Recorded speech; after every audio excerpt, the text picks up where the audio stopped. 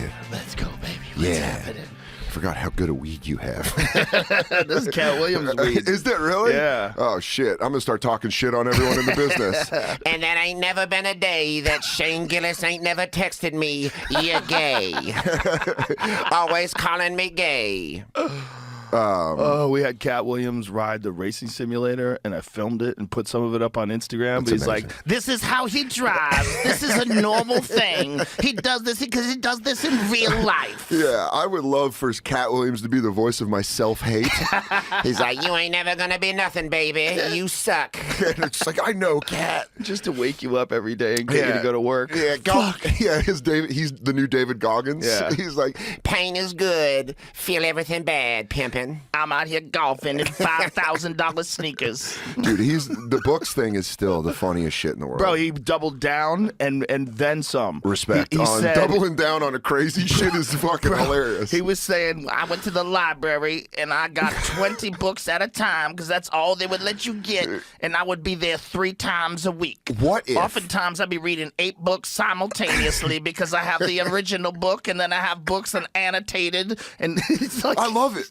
The idea that a librarian sees him coming and gets nervous. Where they're like, no, lock the doors. Here he only comes. 20. Only 20. Only 20 books I at a need time. to read 30 books today. What was he saying, a week? How many? I don't give a fuck what he said. He's a gem. That guy's a gem. I love him. One I was of the- so happy that I got him to come on the podcast because he was like, Joe Rogan don't want me on this podcast. Yeah. I'm like, I do, though. Yeah. I fucking love that guy. I've Did you- always sung his praises. When you heard him say that, did you talk back to the interview where you're like, but I do want you on? No, I immediately went on Twitter. Yeah. I immediately went on Twitter and I said, dude, I love that guy. Yeah. Let's go. And it was I just have never met him. I never met him until yesterday. I've never met him. So it's just like we passed each other in the night at the store. I just never was there when he was there. And he was already a big, giant theater act by then. Yeah. And now he's an arena act. Like he's just, I just never met him. That's all it was. Like, it's hard to meet arena acts. Like, unless it's Chappelle, who still goes to the clubs. Yeah. Like, I asked him to do the club. I go, you want to do a spot at the club? Somebody goes, I'm an arena act. Just to clarify with someone like that Like, is. I do arenas too. It's Yeah. okay. Yeah, Like, he goes- the club is amazing. Can't. Yeah. Not enough people. No, I think he genuinely doesn't enjoy being in tight crowds like that. I think he's uncomfortable. And I told him, I go, you got too famous. And he was like, looking like that. You got too famous. I mean, he's been doing arenas for over 10 years now, At probably. least, and yeah. then theaters the whole time. Well, Pimp Chronicles was when? When was Pimp Chronicles? I want to say, I'm going to guess. I mean, I know Jamie's going to look it up. I'm going to guess 02, 03. Somewhere around then. I watched that in the gym yesterday before I came to do the It's podcast. one of the greatest stand-up specials of all time. It's fucking amazing. The amount The of energy he has. it's crazy. It's like up there with like the energy of Chris Rock, Bring the Pain, where there's like it's like yell laughter. But it's his own flavor. He's the best, dude. It's his own flavor of comedy. Like his flavor of comedy is uniquely Cat Williams. Yeah. Like the way he can repeat things and they become funnier. Who can fucking repeats a line and it becomes funnier? Yeah. He does. The bit gets better. Dude. He. Look right there with the Fergo. Come on, son. I was saying even his 2019 special was so funny that I sat through 16 minutes of Jacksonville jokes. Yes. Acting like I knew that about Jacksonville. Like I'm like, oh, those bridges. I forget who Chris Rock was watching it with, but they were going crazy just because he was just talking about Florida for the first 16 minutes. A local. And by the way, you're laughing with him. the whole time. Yeah. He doesn't lose you. No. And then the special just gets better and better. Ugh. He was doing sex robot bits on that. He's that a special. monster. Yeah, He's a monster. I think he is top 10 of all time, and people don't even. I think he gets overlooked a lot for a guy that's been doing arenas. Well, he's had a lot of controversies and craziness, Yeah. but that's what you get when you get a brilliant mind. You get a fucking Ferrari engine on a kid's bike. Yeah. And sometimes it goes off the rails. Oh, absolutely. It's almost like Howard Hughes shit, where you're like, you're either going to be wearing boxes of Kleenexes as shoes, Yeah. or wrestling a 7th grader, and it's going to be filmed. Because that shit, if you had enough money, you'd be like, nuke the internet. I want that off. Bro, when you see the Howard Hughes type characters, you see those guys that just get completely isolated and they can't interact with people. That is terrifying. Yeah. But I see it. I get how it happens. I see how it could happen. Yeah, a lot of money. Yeah, and there's a lot of then money, and you like, become defensive, like crazy defensive and paranoid. The paranoia is the thing that makes you just go like, no, I'm just going to grow my beard and my fingernails and not leave outside. Well, you stop at you have to stop and think about the time that Howard Hughes lived in, okay? And how easy it was to kill somebody. Yeah. There was no fucking video cameras everywhere. There was no cell phone cameras. There was no DNA evidence, and everyone was corrupt. And people like, it wasn't a thing where after 12 hours you're like, let's get eyes on it. It would be a couple days. Yeah, and people would be like, bro, he just didn't show up for work. For sure, they'd want to kill you.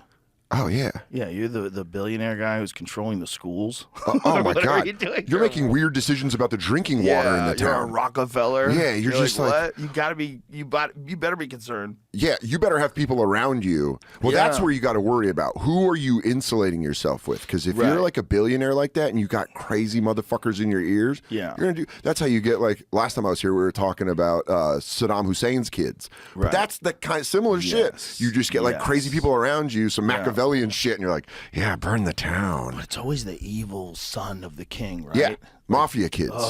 Mafia kids are always not as good at mafioing as their dad. Well, they're kind of dangerous because they didn't earn it, right? Yeah. They just got that power, so they've never had to work for it, which is really weird. Which also leaves a hole.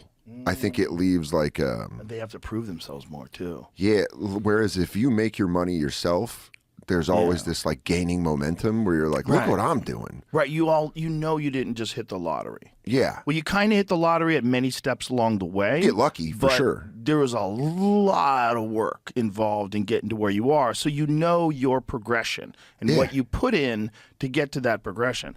But if you just are born the son of a king, That's and where you have a dragon, yeah, you're just like, let's torture. Yeah, What's torture feed people about? to dogs. Well, you're probably not to like empathize with these guys, but you're probably like, trying to feel something. You're probably like, Right. everything is all the great shit that I have does nothing to me. Right. That would change someone's life. Right. So now, what do I got to do to move the Cocaine. knee? Yeah. But back Cocaine. then, they were like, oh, the milk of magnesia and and just putting hot flames on people and shit. When did they figure out cocaine? Who was the first to figure out cocaine?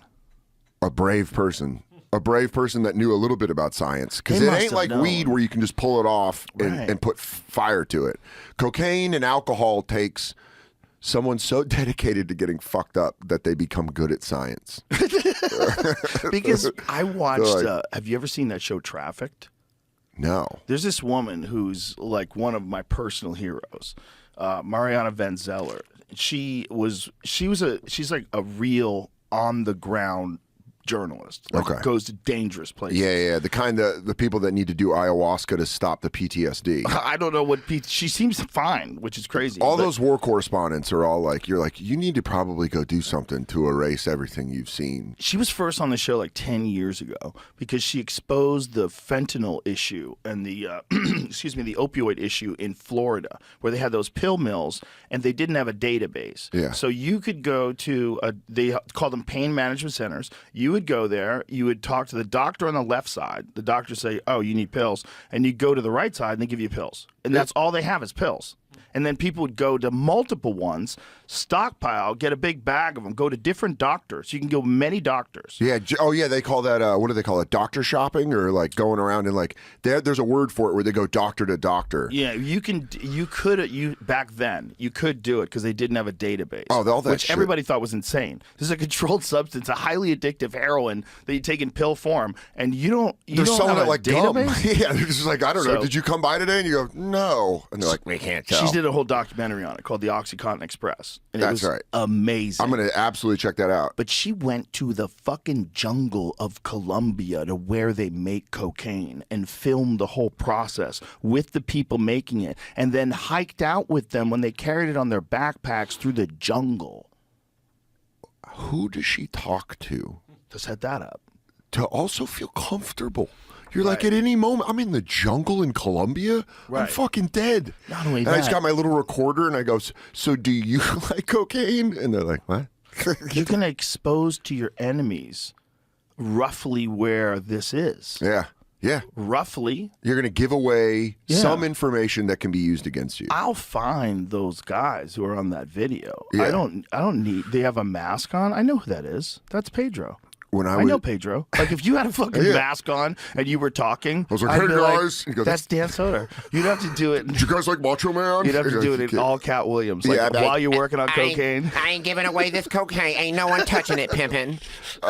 Just the entire time you work in the coke factory. That's great. Different voices, or just I change my voices so no one knows who I am. I'm like, I'm telling you, this cocaine is unbelievable. And they're like, Dangerfield's back.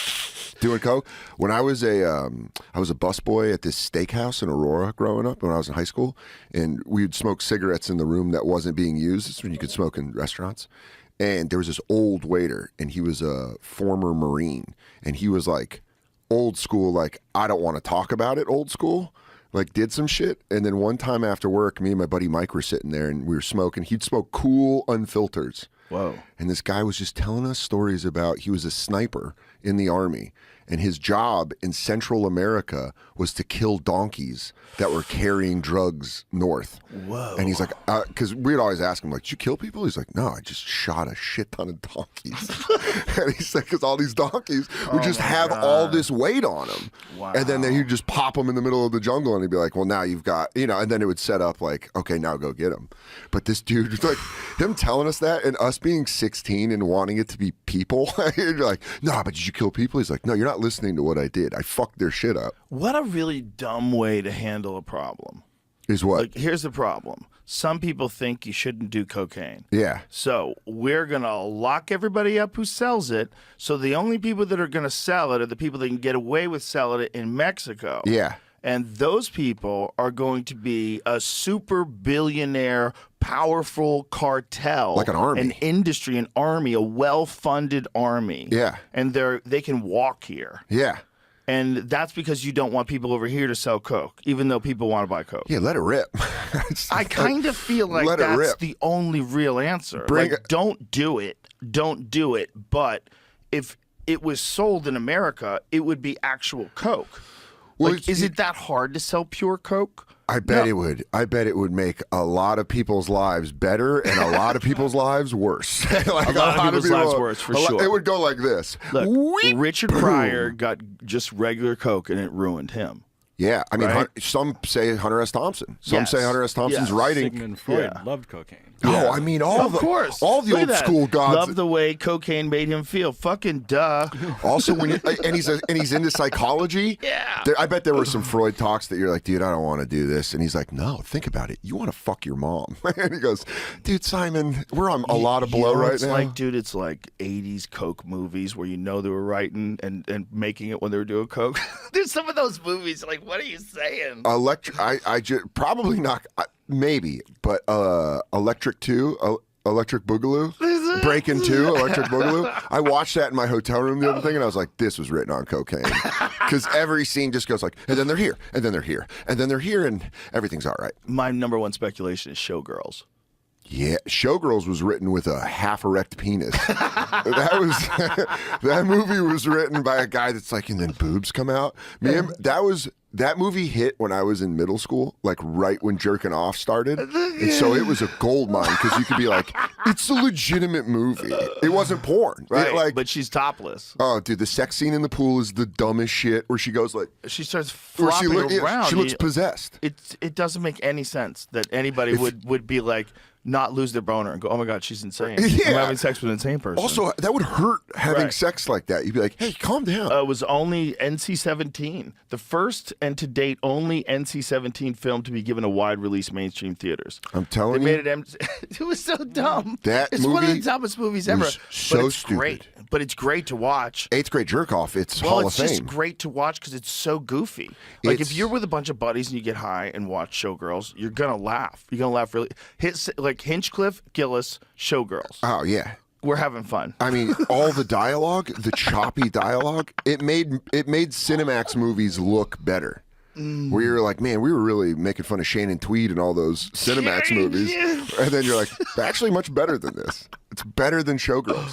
But Showgirls, It's just a wild movie. they were like, Jesse Spano gets naked. I mean, I'm telling you, it timed out perfectly with me. I was young enough to watch Saved by the Bell and take it seriously that by the time puberty hit and Showgirls happened, you're like, I was waiting for something like this. Oh, you're my like, God. wait, I think kids now get it too quick. Way too quick. The sexualizing of like everything happens so. Well, boys are seeing porn the moment they get a phone. Yeah. The moment they get a phone. Why wouldn't you? You can't stop them. Yeah. They're too smart. My youngest, my middle daughter rather, she figured out how to. My wife put a password on her phone. Yeah.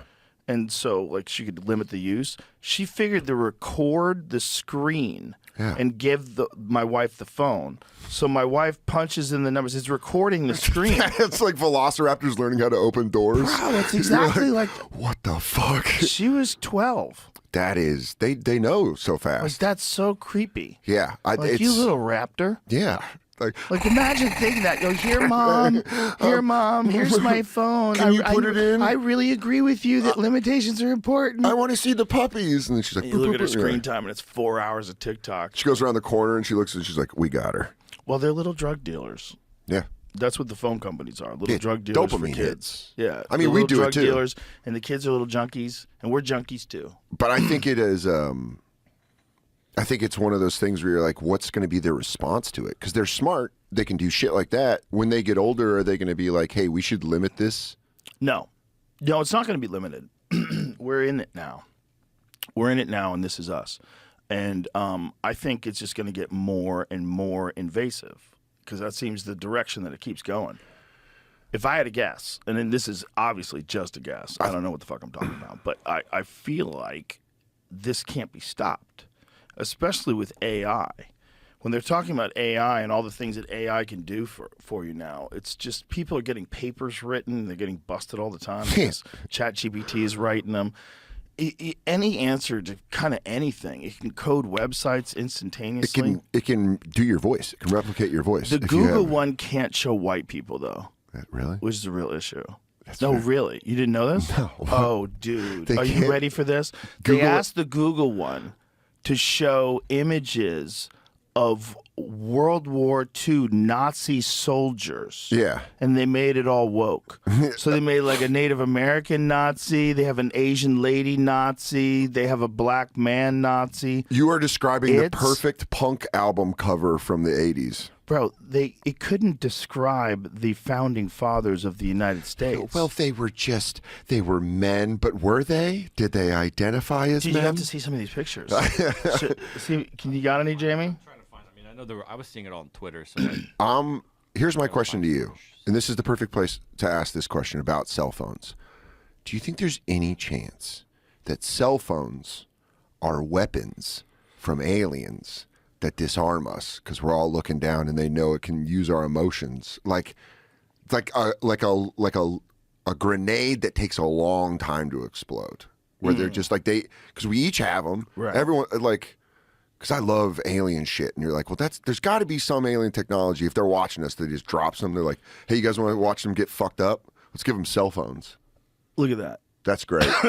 Founding Fathers of America. This summer, I George like how one of them Washington is a Native American. Like that's like saying a Holocaust victim was a Nazi. Yeah, that's so crazy to say that's one of the founding fathers of the United States. No, that's who he stole the land from. Yeah, this was What theirs. are you talking about? He goes, Look at the images of Vikings. Dude, that's great. A Samoan dude and a black lady. Yeah. Look at the popes. An Indian woman and an African man. It's amazing. This is hilarious. Google Gemini.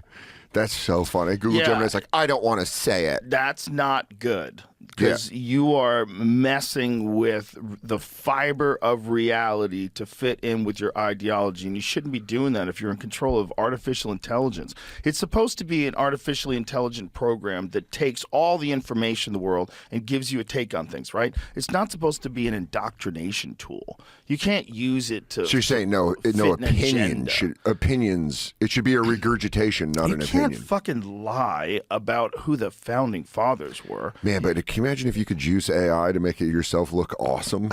If you're just like any AI Dan Soder stuff, you're like 7 foot tall, could dunk easy, run up and down the court. Show me the one where they showed the Nazi soldiers, because the Nazi soldiers one is the most preposterous. Look at this, bro. Look at this. An Indian Look at Nazi this. nurse. There's a like the darkest African-looking man you've ever seen. Was the top left their attempt at a white guy, and they were just like, we can't even do it? I think the top left is a white guy. So they gave you one white guy when it came to German soldier. But then you got an Asian lady. Yeah. You got an Asian lady Nazi? What? Yeah. What the fuck are you saying? Yeah. What the fuck did you just say? Do you know what a Nazi is? How are you so dumb and yet so smart? Yeah. That is the dumbest thing I've ever seen in my fucking life. We're going to need to hope that robots stay that way when they turn on us, that there's still some stupidity in them so we can win. It's this weird white thing that they have a problem with white people. Yeah. It's so bonkers. You also just don't know, like, the programming. Like, people can program this. People are... At what point does AI get away from people? At what point does AI... Because you remember that thing where they had... I want you to imagine a world where it was the opposite. I want you to imagine a world where you said, show me Muhammad Ali, and it shows you this white guy. Didn't they, like, do that with, like, rock and roll? Weren't they like, hey, black music, but it's a white guy? Well, for sure, that was the criticism of Elvis. Yeah, that he stole rock and roll. Like, Ray Charles never liked Elvis. Like, Ray Charles would talk shit about Elvis. Really? Yeah. You never see Ray Charles talking shit on Elvis? I want to see Bro, that. you got to see it. It's amazing. With his sunglasses on, talking shit. But it'd be for effect if he took them off and looked at the camera. He's like, look at me. He's got the blind eyes. Fuck Elvis Presley. Look into my gray eyes. Like an oracle. I'm going to touch you. He grabs your wrist and takes his... Okay. Not necessarily. You know better than I. Yeah. Let me ask it differently. How good was Elvis? What Elvis did, he caused a lot of the populace, if you want to, and usually when people say populace, they usually mean white people, to start listening to a lot of music that normally they wouldn't have been listening to. And black people have been going out shaking their behind for centuries. And what the hell's unusual about that shaking their hips and stuff? And that's all Elvis was doing, was copying that. And he was doing our kind of music. That's black music. So what the hell am I supposed to get so excited about, man? He's the king and he's the... I piece of bunk. Dude, it's funny that... Punk. I don't know about Elvis because I've gotten enough trouble as it is. I think you... Everybody... called Elvis a punk. Everybody in entertainment has that where they go like, yeah, he did this, but also fucking let's stop sucking his dick. Anyone in entertainment has that exact muscle, that response muscle of like, so he's the king. You're like, he ain't the fucking king. It might be off microphone, but everyone, Cat Williams is off. Right, but in his case, this is a totally different time in history. You got to think of that was like if you were a really good black artist, you actually couldn't get on TV. Yeah. It wasn't like today, where these black artists are hugely successful. They're like, no, it's not happening. Back then, you were not going to make it. Yeah. And they were going to really promote this white guy. Oh, yeah, a white guy walking Promote up. the shit out of this white guy. And Girls would scream and cry like, this is what we've been looking for. That reaction, can I just say, that reaction always has been like, there's no way I could handle that. Someone scream crying the second they saw you. Well, he couldn't handle it either. Yeah. Look what happened to him. He went crazy. Yeah, the Vegas. Living in Vegas full time and just doing fucking pain pills. That's like living right next to Sauron's dick. Just the pull. You are on. It's just the eye above the you. fucking eye in the sky. Oh. And then they're giving you weird jumpsuits and you're learning karate. And you're doing all kinds of drugs. But by the way, peanut butter and banana sandwiches, fried. They're good. Yeah. You know what's really good? Peanut butter and bacon. Yeah. Peanut butter and bacon with honey. I've been running back peanut butter and honey recently. Is it true Elvis died on the toilet? That's what they say, but that's just a rude thing that I would say too if I was like, he's a punk, he died on the toilet. That was the end of it. They cut off. I already died on the toilet. And then it just gets around like that. Elvis is probably still alive when he said that. I don't know. Well, actually, probably not. Do you think Bob Costa. Do you think Elvis did the fake death? And just no, he's dead as fuck. Yeah, he's dead as fuck. You can't do pills forever. Yeah. They get you. But what a way at the end. I mean, there's a moment there where you were flying high, and then you got to be like, well, you either got to wrap it up or just be like, let's just play it out. Oh, shit. There's so many of his concerts where he's got pill sweat.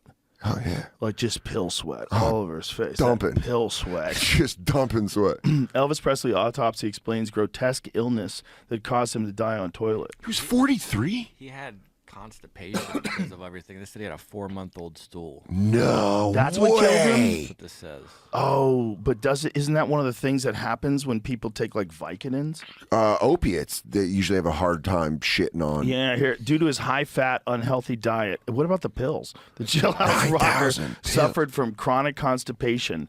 Why are they doctors? Due to his high-fat, unhealthy diet. says it right What here. about due to his pills? It's the next sentence. I know, but that should be at the top. Well- Like, that's probably why he was constipated for fucking months.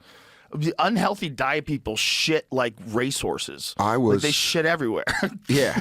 Yeah, he must have been the pills. amount of pills he was on that was stopping the shit and then making it damn in him for 4 months. So the rock singer, anyway, I went off on a tangent, suffered from chronic constipation, and a post-mortem examination found he had a 4-month-old compacted stool sitting in his bowel. Oh, my God. Can we talk about what came out? But imagine how much that dude was eating in 4 months worth of food.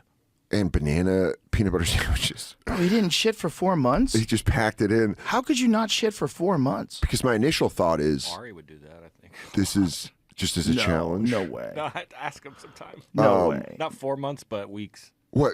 Ari would go Yeah, weeks? yeah. I've heard the story. It's gross. I got constipated 2 years ago, and it was one of the most terrified I've ever been in my life. It's scary. For 2 weeks, I couldn't. 2.5 weeks, I couldn't shit. Oh, my God. And you're still eating? Oh, but you're also like, you have to poop. You like go and you have to poop, but it just doesn't show up. God. Dude, it was after I got. I had a friend who had to go to the doctor to get it pulled out. Oh. Yeah, my friend Larry. Shout out to Larry. Yeah. I used to work with him on Fear Factor. Yeah, and he had to get poop pulled out of his butt. The story, every time he would tell the story, I literally couldn't breathe. Like I was laughing so hard I couldn't fucking breathe because he's funny anyway. Yeah. And he's telling the story. And when it got to the point where it was hard, so they had to go in there and like break it up, Like and pull dynamite it it? out. They had to use tools. Like They had to just chip away at the cement shit marble that poop. was stuck at the fucking base of his butthole. Dude, there was a moment where I was at I was in Rochester working a weekend, comedy at the Carlson, great club. Didn't shit all weekend. Saturday, I was like emotionally going through it, and I had suppositories, and I was like, do a suppository I was like, just do it, and it didn't work. Oh, and no. I was like, it was one of those moments where you go, why have you forsaken me, God? Oh my I was like, dude, nothing. work. And then after the weekend, I went back to New York, and my doctor was like, just drink Miralax. Just keep drinking Miralax. Like, fuck what it says. Every time you think about it, have a cup of Miralax. And so I was just a ticking time bomb. Oh my God. I was a ticking time And you bomb. went on stage like that? Dude, I had to. And I was like, I had to go. And so I get through the weekend, fine. I get through the weekend. But the second I got back to New York, the next morning I woke up and was like, fucking around in my apartment, and all the adrenaline had dumped from like the past 2 weeks. I sat down and took the most glorious shit. I took like a Jeff Daniels Dumb and Dumber. Wow. Like my legs were fucking, it was unbelievable. It was almost worth the constipation for that dump. Why is it so satisfying to look at a giant shit? Dude, it just dropping out of you, you're like, whoa. But when It it's was- really big, you get excited about Oh it. my God, when it snakes out, Yeah. I have to stop myself to yell to my fiance. Because I like, there's times where I'm like, someone's got to see this. Ari would send me pictures. Oh, yeah. I mean, Ari will box up his poop like he did when he gave Yeah. Big J a box of poop on Skanks and That said makes it me was. gag just He said it was an hearing Avenged Sevenfold album, and he fucking shit in a box and gave it to fucking. And Jet. they opened it in front of a crowd. Oh my God! And everybody was like, "Whoa." It cleared the room. It was at the old creek in the Queens downstairs. It cleared the entire fucking room. No, everyone's like, that smells horrible. He's the best. Ari is one of those people where you're like, and now did you see he went viral with that sweet story about what he did for his girlfriend? I did see that. I didn't read it though. It's just, you know, we both know Ari the person. We Yes. both know the very good side, a sweet man. He's a mensch. He's one of my favorite people. Yeah. I love him to death. He is truly a mensch. He's a great guy. He united New York and LA comedy He did. single-handedly. Well, he went over there with the attitude that we all had at the store. Yeah, he's like, you guys should just meet these guys. You would like everybody. Yeah. Big J was the first person that he was like close with, and then through Big J and Ari, the healing started. Where we started hanging out, going to LA, and everyone like became friends. The New York versus LA comedy like feud was the dumbest thing of all time. It made zero sense. You are literally giving power to all the industry, separating like that. Not only was it so dumb, but it never made any sense because most of us started on the East Coast. Yeah, well, you're from Massachusetts. Yeah, you started like Stanhope's from Worcester. It's like so many guys started in New York Burr, and then came to LA. Burr. I moved to New York in 2007, right when Burr left, and so it felt like ridiculous that people were like LA comics. You're like, yeah, but Burr's there. Like we knew people that were there. It was ridiculous. It's stupid, but it was a dumb thing. Like you just weren't communicating. Yeah, so you're like, yeah, fuck those guys. It's like the walled garden feel. Like you'd come to the store and there would be all the cliques and you wouldn't know who to hang out with. You know, it's all high school. It's always high school. High school just keeps repeating itself throughout your life. But you can have a cool group of friends in high school. Yeah, you know, and that's what I try to cultivate. Yeah, just people you want to hang with. Cool group of friends. I figured out long time ago on the road, and I was trying to explain this to Fahim.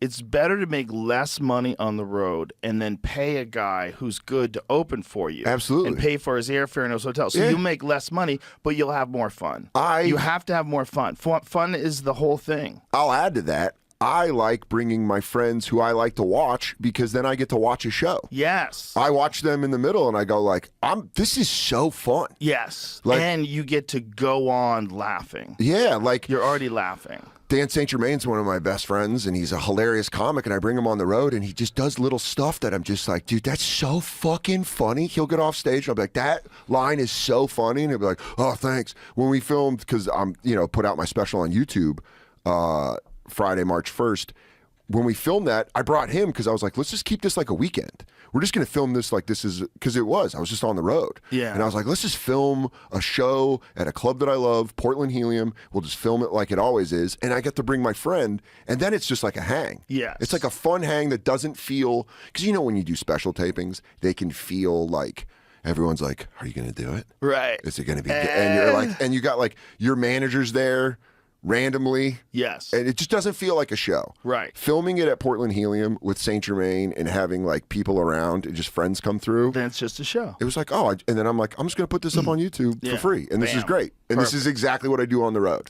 Yeah. And it was like a fun fucking hang. And I think the club shows represent like a more intimate thing, which is what you're doing at home anyway, if you're sitting in your living room. Yeah. I think there's a disconnect. Like if you watch, like I've seen some guys do arena specials. Which is nuts because... Which is nuts. It's still great. Listen, arena shows are great. Arena shows are fun. Dude, I went and saw Nate at fucking State Farm in Atlanta. I'm not saying arena shows aren't fun. I love arena shows. But here's the point I'm making is I went and saw Nate, and live, it was an experience. It was like watching one man in front of all those people just murder my friend, just being like, buddy, my wife, but it's just like sending out waves. But at home, calm, with like minimal exertion, but maximal reward with the punchlines. If we were in the 40s, he would have had so many. He would have been a Hall of Fame sniper in the Army. It's just how calm he would have been, and he would have been like 7 degrees left. That's a great description of him.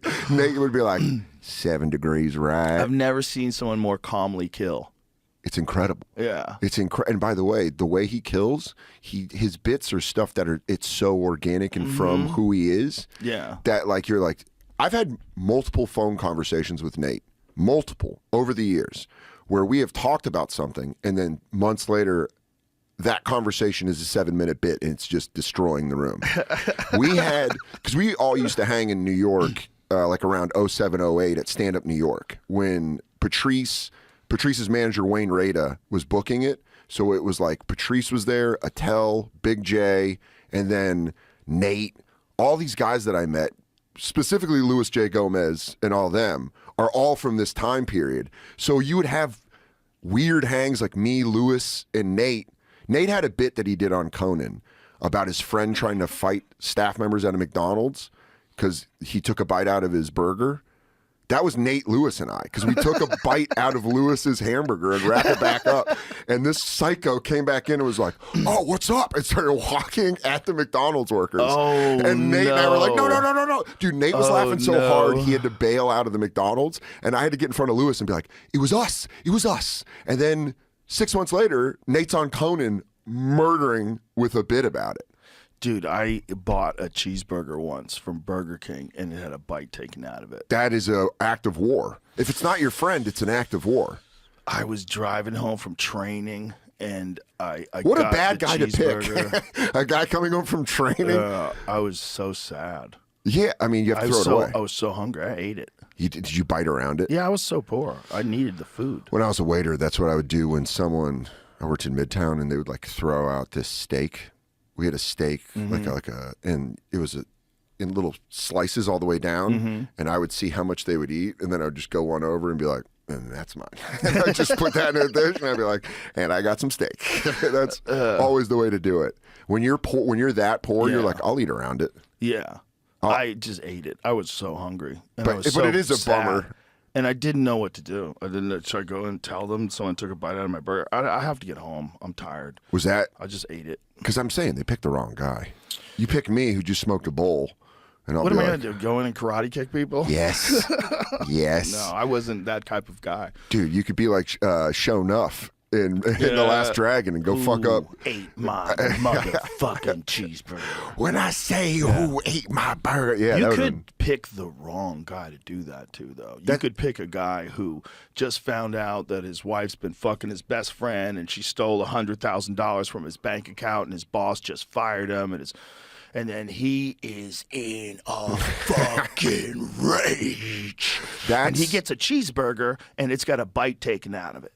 And it's like, "Oh, okay, motherfucker." And then you pull in with that cheeseburger and just start laying people out. Yeah, There's people like describing that out there. You're describing what's going to happen to all these YouTube pranksters.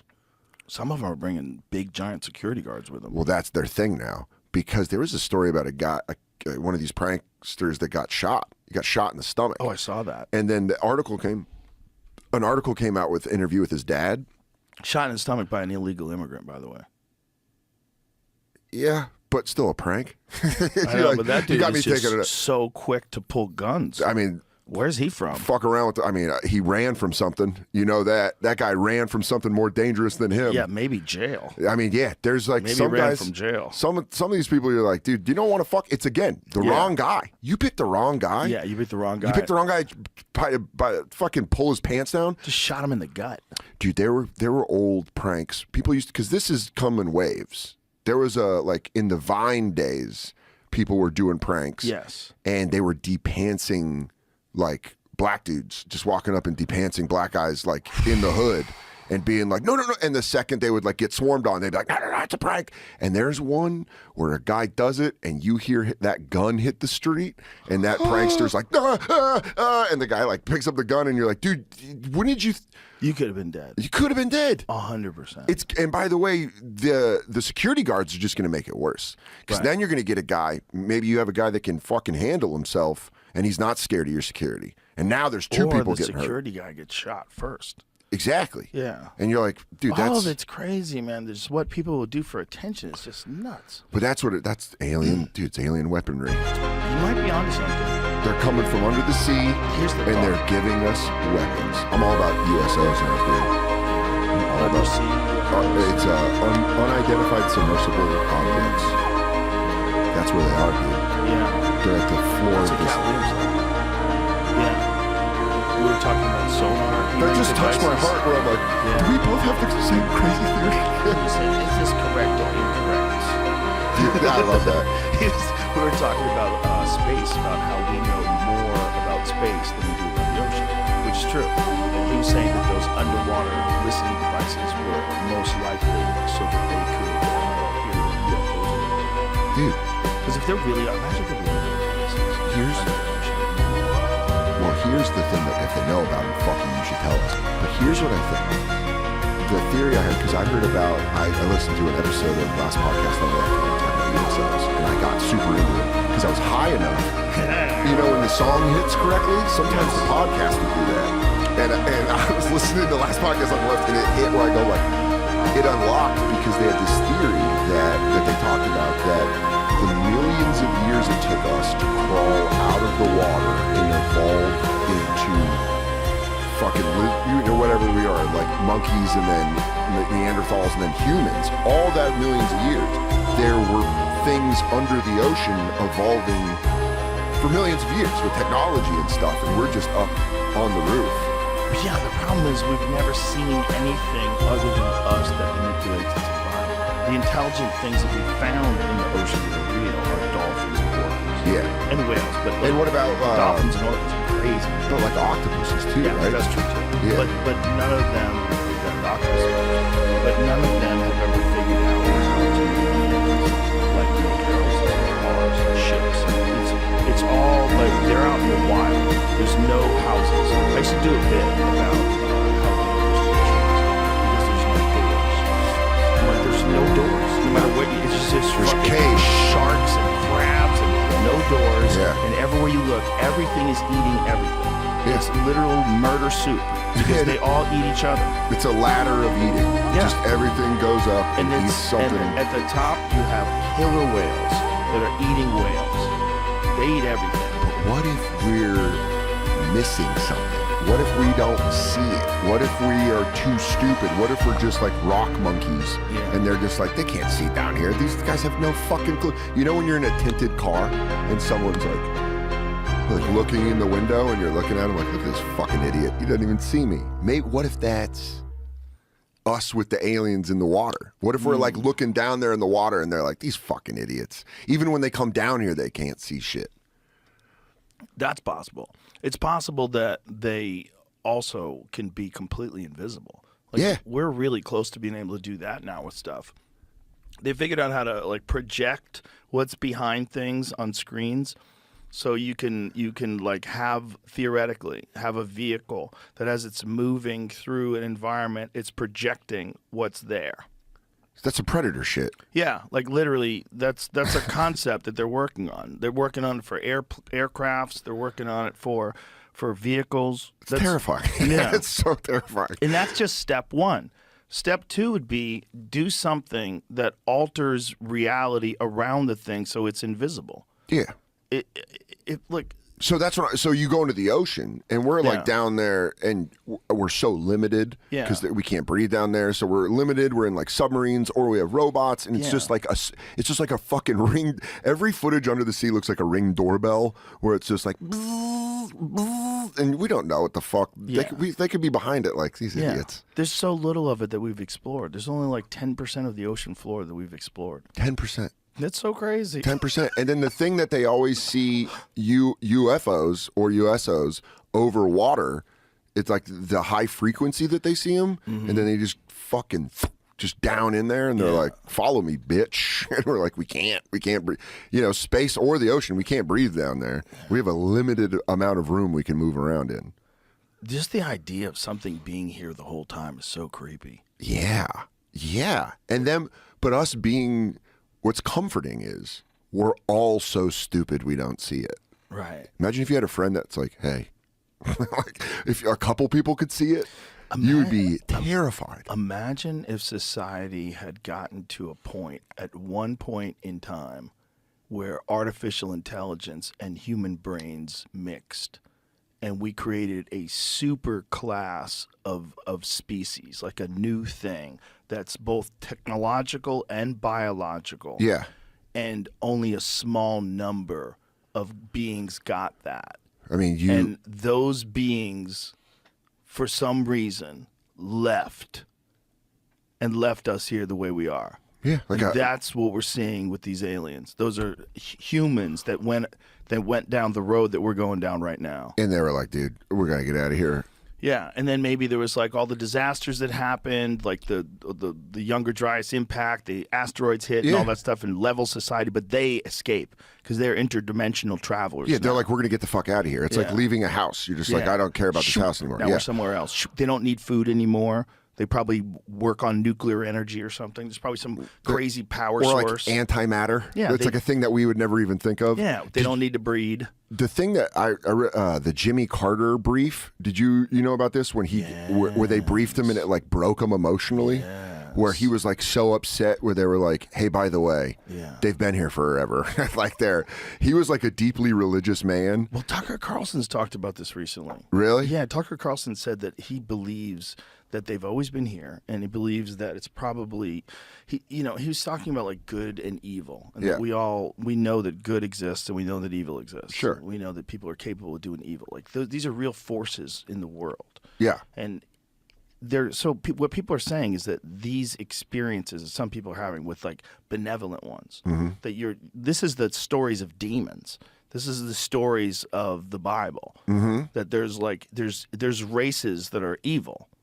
There's alien races that don't give a fuck, just like there's praying mantises that eat hummingbirds. Or, like in nature. Just because they're super smart. There are creatures that are aggressive, that are smart, like a hyena, and then there's like animals that are aggressive and just powerful, like lions. And think about us, the smartest animal on the planet that we know of, and what do we do to chickens? Fuck them.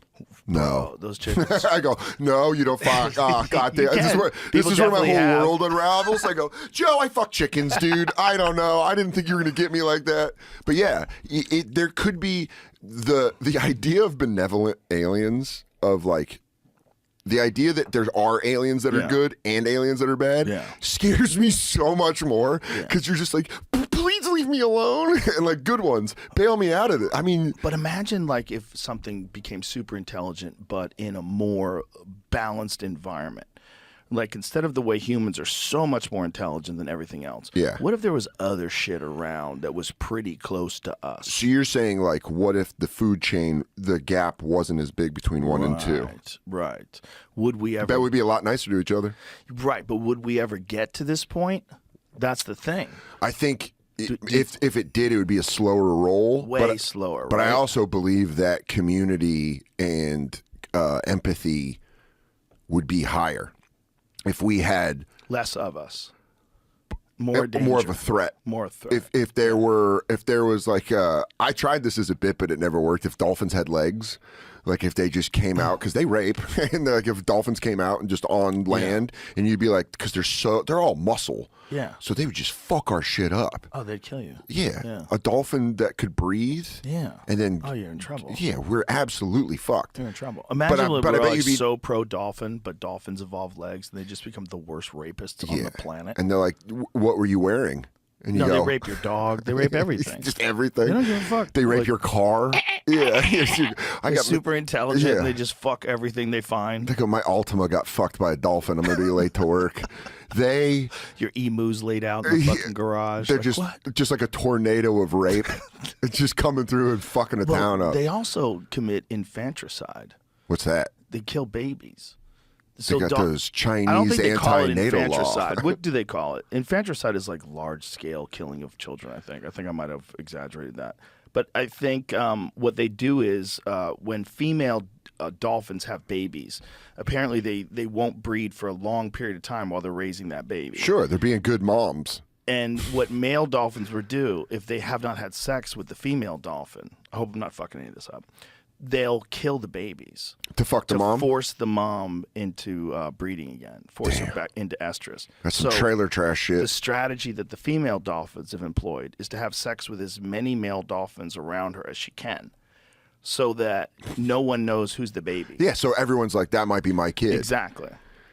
Genius. Reports of infanticide in cetaceans have been quadrupled in the past decade, and now infanticide has now been documented in 6 species of toothed whale, including multiple populations of common bottlenose dolphins. Damn. Yeah. So if you're a grown dolphin, you've made it through a lot. You made it through a lot. You made it through a lot of dolphins wanting to fuck your mom while you were a kid. If you can't make a house, dude, the world is rough. Do you know how different I would have been? I was raised by a single mom who dated. if all those guys had to kill me to fuck my mom. Oh my! Do you know how dangerous I would be right now? Oh my I would God. be. I'd You'd be dead. I'd just be a. Yeah, I'd be absolutely dead. You'd be dead. I wouldn't You were have a made kid. it. I was a little sweetie pie. I was in a Kevin McAllister. I'm not setting Home Alone traps. I would have gotten rolled. Dennis. I'll tell you the guy's name. That's hilarious. He would have been. He was the first guy my mom dated after my dad. Dennis would have killed me. Yeah, probably. Yeah, because he would have been like, "Wait, you're not gonna fuck when this kid's around?" And she's like, "He's not." Just coming up behind me with Would've been it. piano wire. I'm like, Yeah. I think for dolphins it's like 6 years too. that time's out exactly how old I was. I was maybe 5 when my mom started dating. That's so funny to think about them. I have to be like, my mom's like, I'm going on a date. Just the whole day. I'm just like, where the fuck is he? Come get me, you son of a bitch. How weird is it we put those things in swimming pools, And pet them and ride them and shit? yeah, just Tricks. Do a trick. So weird. I went to the Atlanta Aquarium. They have a great aquarium, and I was doing shows there, and I went to the dolphin exhibit, and I thought it was funny because these dolphin trainers are also scientists, Yeah. but then they have to dance. It's like the weirdest thing. They're like, they know all this stuff about dolphins, but then they're like, hey, do a little routine and feed them a fish, and you're like, how disrespected are you as a scientist that they're like, and fucking twirl around a little bit. So, you know, no. like, and making these incredibly intelligent, wild beasts of the sea do these dance. I'm surprised they don't snap all the time. Yeah. Do they kill a lot of trainers? Killer whales do. They've killed a few. Yeah, that's when they There was bring one them down. they kept using them because they're so valuable. A male killer whale. So he killed someone and they kept him around. Who's the guy that's next up on that? Who's the guy that they're like, I think they sold him to another place. that's what you do? Because no one working there will be like, Yeah. Whatever happened with that one? There was one in SeaWorld. So the four fatal attacks by orcas in captivity. Tilikum was involved in 3. and he's So he killed 3 people. he's the one from Blackfish, right? Yeah, he killed 3 people. Damn, he's got 3 bodies on him. Why wasn't Tilikum put down? Brancho's family and animal rights activists say they do not want to see Tilikum killed. How do you say that name? Brancho? Brancho's sister, Diane Gross, told the Associated Press that the trainer loved the animals like they were her children and would not want anything done to that whale, even though it killed her. Yeah. Yeah. Get over it, lady. The thing's murdering people. Yeah, it killed your kid. If you're the family members of one of those You people, don't want that whale killed? Like, first of all, you should really let it go. Yeah. Because you're holding it in captivity against its will, and it's a super intelligent, like, behemoth of the sea. It didn't die till it had a lung infection. damn, it went down with So emphysema. where'd they take it? They moved it somewhere after it killed 3 people? Just moved in. Imagine working at that fucking place. And you go, who do we This get? is the killer whale that's killed 3 people. We got Tilly. Started in Orlando, moved to Victoria, British Columbia, and then back to Orlando. Wow. Damn. That's a long trip. He sired 21 calves throughout his life. So that's what That- they want him for. It's come. They want his jizz. Yeah, just want his hot orca whale Because jizz. you're not allowed to capture them anymore. Yeah, wasn't that show Whale Hunters all about that? Just like, I don't know. I didn't see it. oh, dude, it was wild. It was on Discovery, I think, and there was just these guys going out there, and they were trying to stop people from whale hunting. So they just like smash into their boats and shit. Isn't it crazy that they're saying you're not allowed to go capture them? Okay, everybody would agree that's a good thing, right? Sure. But you're allowed to keep them and make them breed and make you more of them. That's like saying, like, no more slavery except for the slaves you have, And you can have kids with them, Yeah. and those count, but no new slaves. but no new one. You can't That's go almost like buy saying, you can't go buy a new one, but you can keep the one you have right now and force it to breed. like, if they are as intelligent as us, Yeah. but they just can't manipulate their environment, it's very similar. It's Yeah, there's like- and it's they're like- not a human being, obviously, so we don't respect it and treat it the same way as we treat ourselves. But Sure. imagine if it was a human being in the same role. That would be insane. If there was a human being that had to live in a swimming pool and do tricks and if it's as smart as a human being, Yeah. You go insane. They don't know how smart they are. They really don't know. So you think they just feel crazy the whole time? They're just like 100%, just out of their fucking mind. Nuts. Out of my fucking How mind. come I have to dance to eat? And you're trapped in a swimming pool. You're Yeah. like, where's the ocean? But it'd just be like us in a room, like a pretty big room that you could run around in. And some of them are born in captivity. When this one was captured at 2 years old, it was put into one tank in Iceland, and then it was transferred. And when it was transferred to the new tank in British Columbia, it was abused, it said, by 2 older female workers. Oh, wow. They had to move it, it says forced him into a smaller pool. That is and they crazy. Like, protected get him. out of here. Yeah. And he's like, can I go to the medical pool? Wow, the trainers had to keep him in the other pool for protection. So he's probably isolated, just like a person who becomes a serial killer. Yeah. Abused, isolated. Yeah, no wonder he's Yeah. killing people. Yeah, no Because he's wonder. trying to, he's flailing to get out. He doesn't want to live like that. You fucking assholes. So that's why he grabs a lady that's like, I think we can get him up here. But that energy of then getting like killed right before you go like, the fuck up. she goes, I think we can get him. Yeah. Guys, if you clap, I think he'll come up. And you just feel that like, that pull, that like animal strength of an orca whale. That has to be the most terrifying way to die because you are drowning, which is horrible. But number 2, you're being forced down by a thing that's the size of a building. Yeah. Or not that big, but like it's the size of a Mack truck and it's fucking holding you down at the bottom of a pool.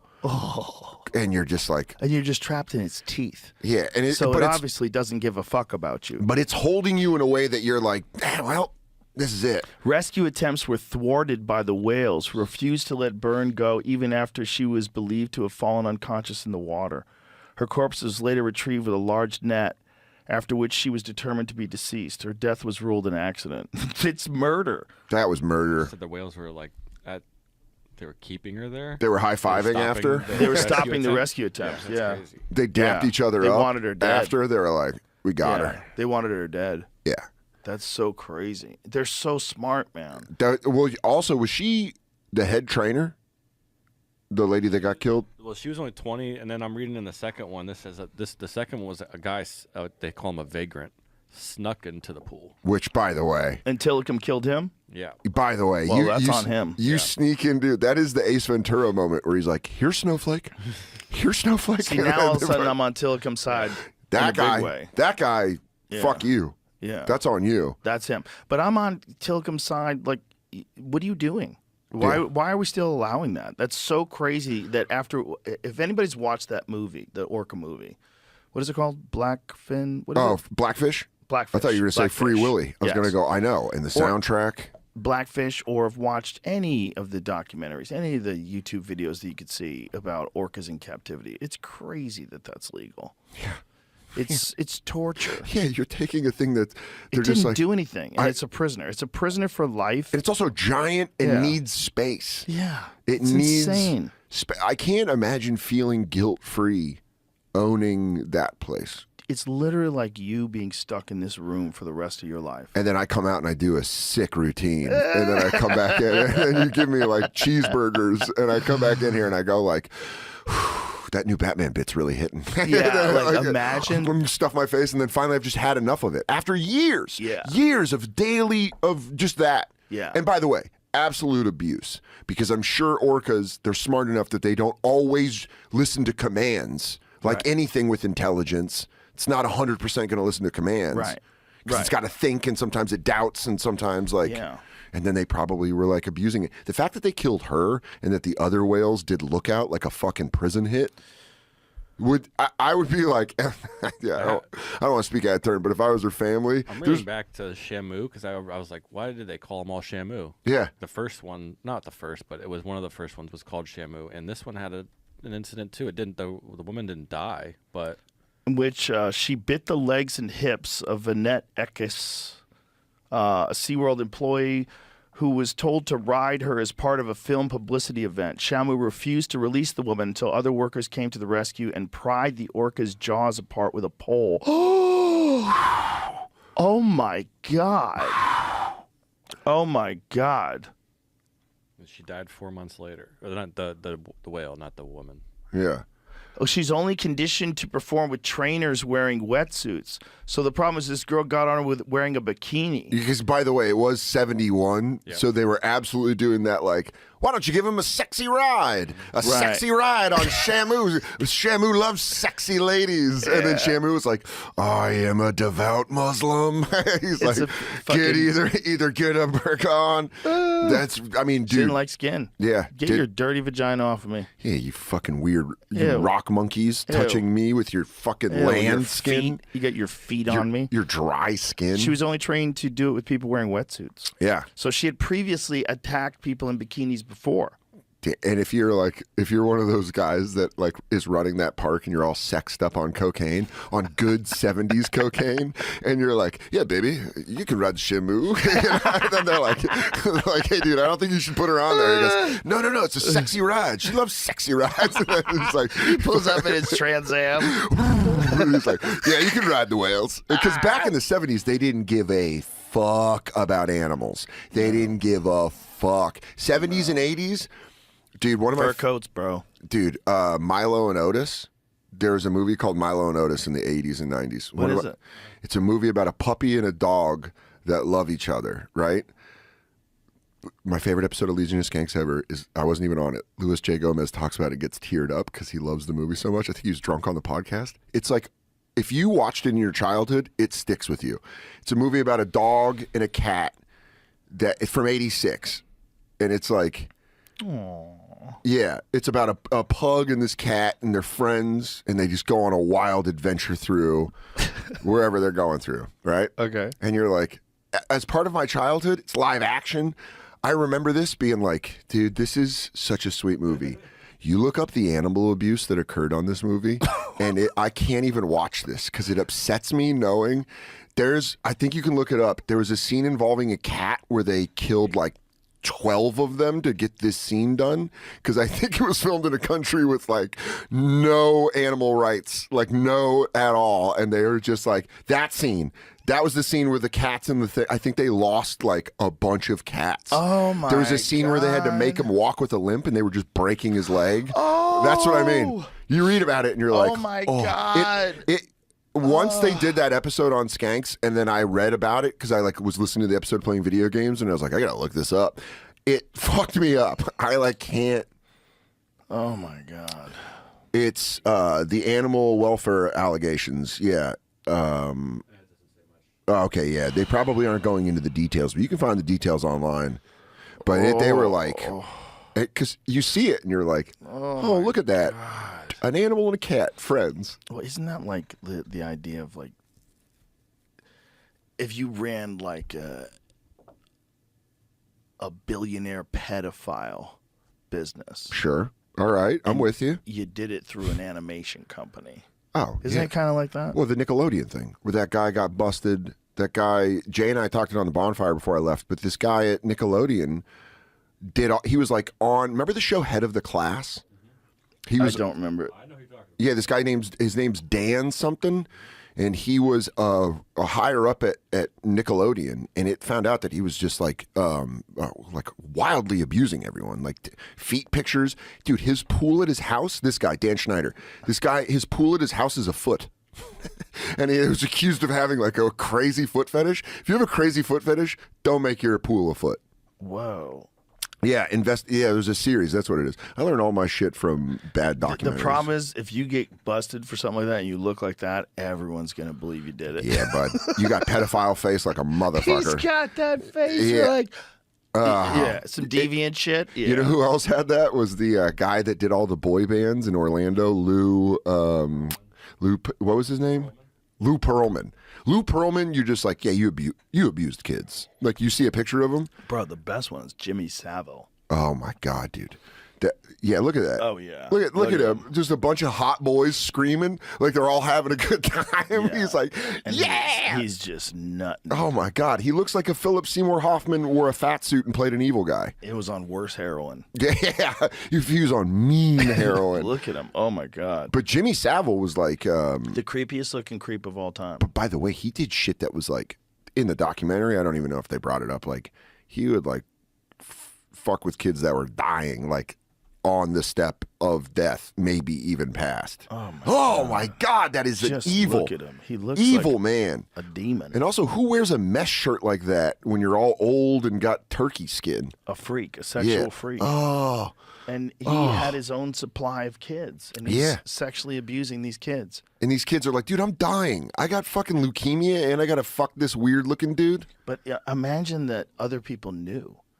Yeah. And they protected it. That's the worst part. There's no way no one knew that he was fucking kids. No, it's like the Sandusky thing in Penn State, where there were like people that were like kind of found out about it, and then were scared that if they said anything, they'd lose their job. Right. And then you're like, well, yeah, that's where the power comes in. It's not necessarily a clean and cut thing, morality wise. I mean, obviously it is. I think you say if you see something, you say. But like those people, kind of who are next to that kind of power, well, they have that thing in them that they want to be close to that power. Yeah. They have that like thirst to be close to that power, so they're not going to say anything. Because if they say anything, they're kicked out of the party, and they don't want to get, when in reality, guys like him should be hunted for sport. Yeah.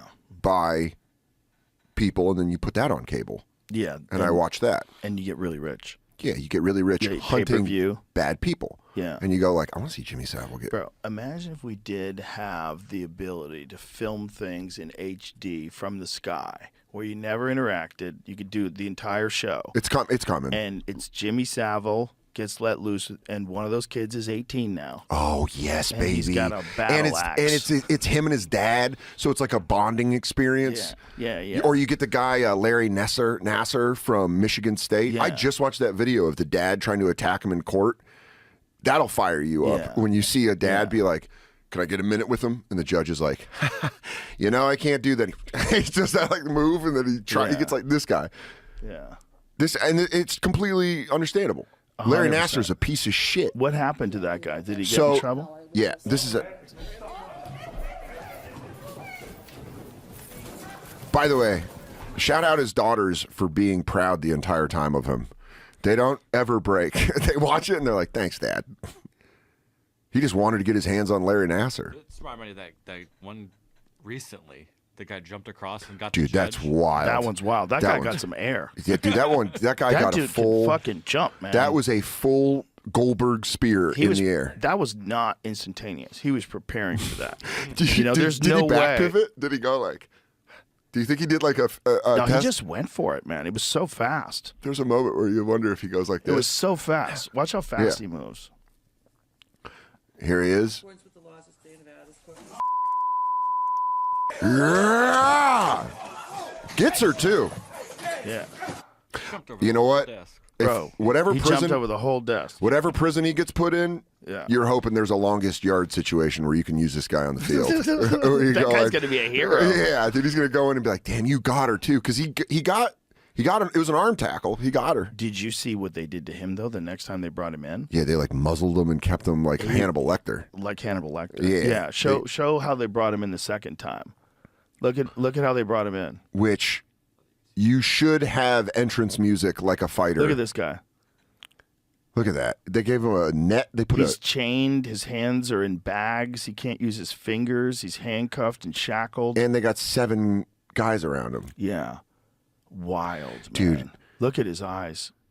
Fuck. But you know what? You hear that thing. Imagine being him right now. But you hear that thing where the judge goes like, because from what I read, he was prepared to get like paroled, I think. Like that's where he was in his head.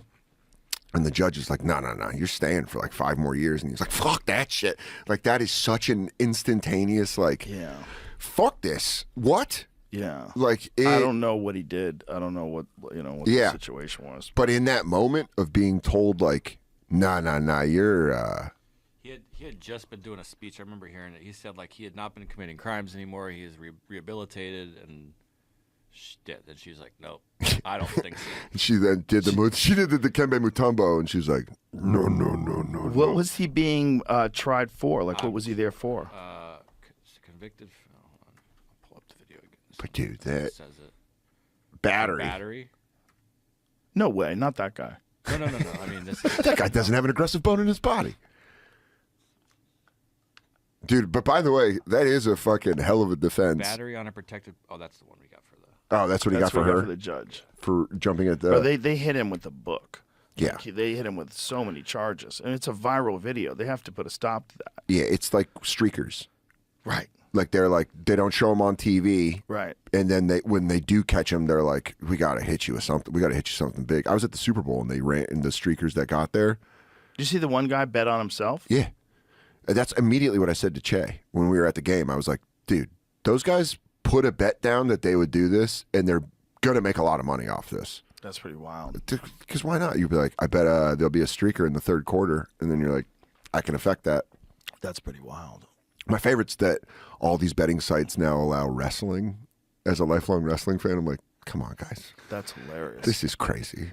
Like, you're watching Monday Night Raw, and they're like, Monday Night Raw, DraftKings. You're like, what? This is fake. This is predetermined. How is that legal? Do you guys trying to ruin gambling forever? Dude, also, what's next? You're going to bet on Fast and Furious movies? You're gonna be like, I bet Vin hits Nas in the first fucking hour of the movie.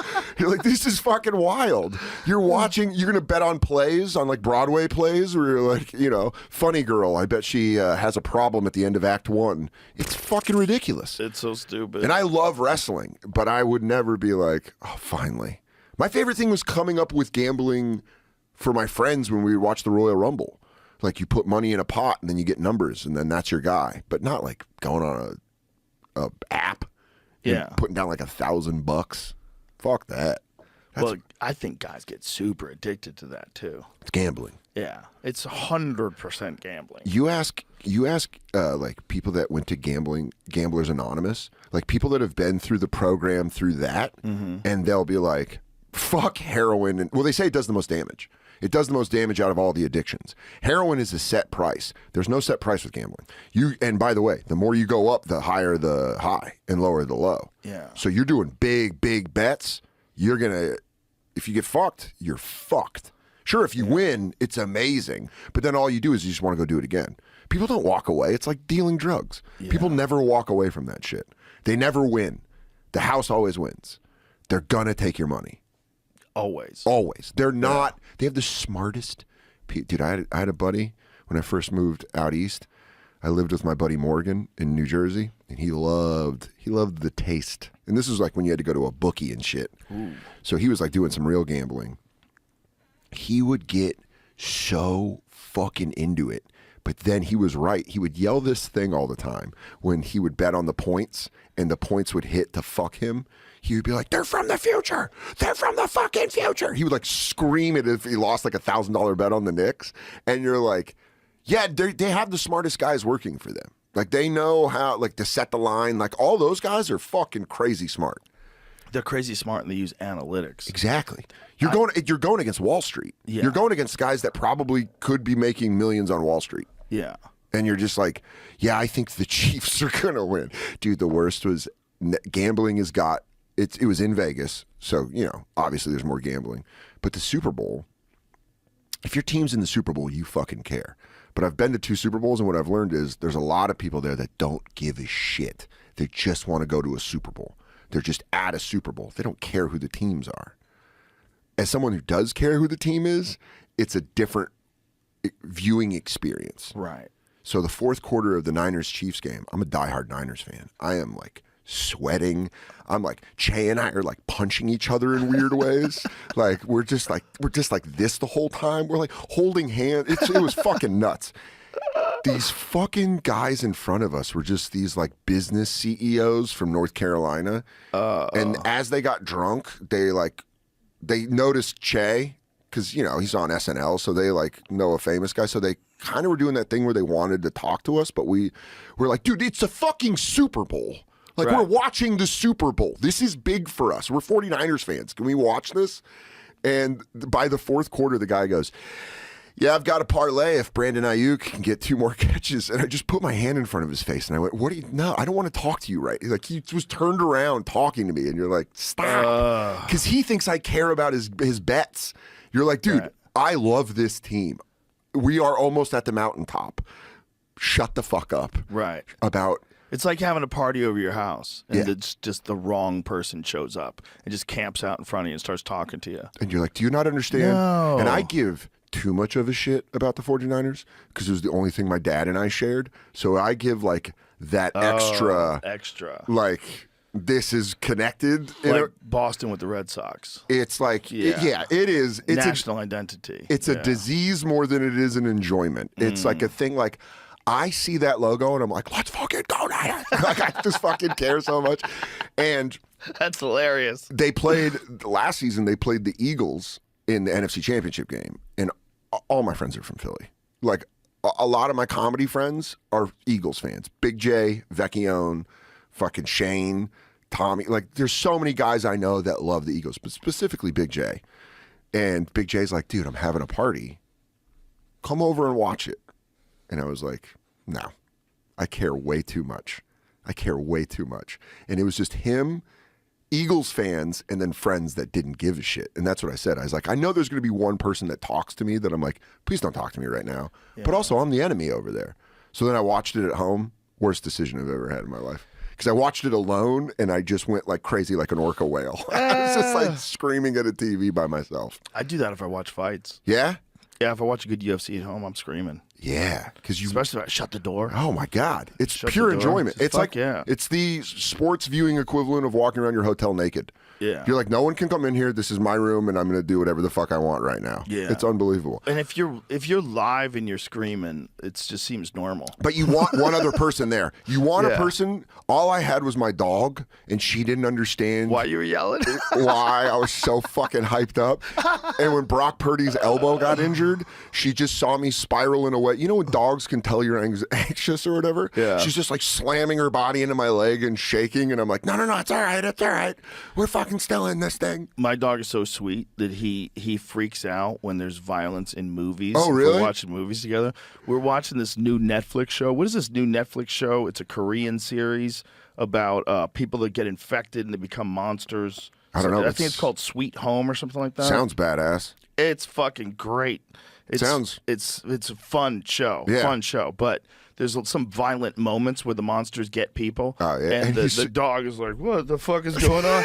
He gets up and he starts spinning around. That's called Sweet Home. Dude, that is fun show, man. Dogs having anxiety about stuff they don't understand. What's going on? He got a toy.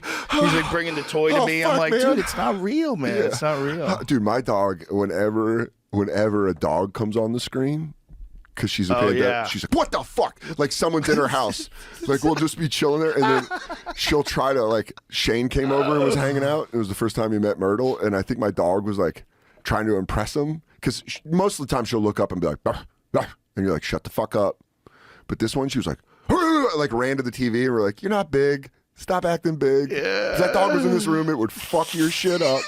Also, she only barks at cute dogs. If it's like a hellhound or something, she's like, nah, I'm good. She's just completely passing over it. She's like, nah, I'm not fucking around. The first time Marshall saw the American Werewolf in London, he barked at it. Yeah. Oh, in there? Yeah. That thing, if you're a dog, that has to be terrifying.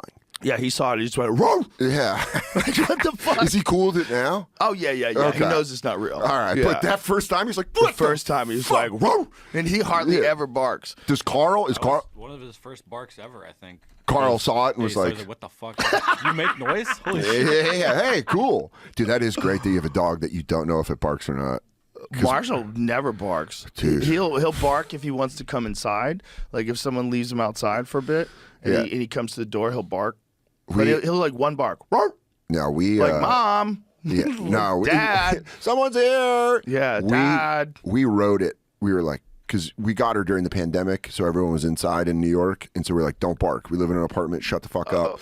And then hilariously, Katie and I left the dog with her parents in Boston. Oh no! And we came back, and the dog's barking, and her mom rules, and her mom just in a Boston accent goes, "She barks now." And you're like, well, no, I don't think we want that. We've tried hard not to do that. Oh, no. And now she'll pop off for random shit, like people in the hallway. Oh no! Because we live in a big building, right? So someone will be out in the hallway and she'll be like, and just that, and then it's the little grumbles.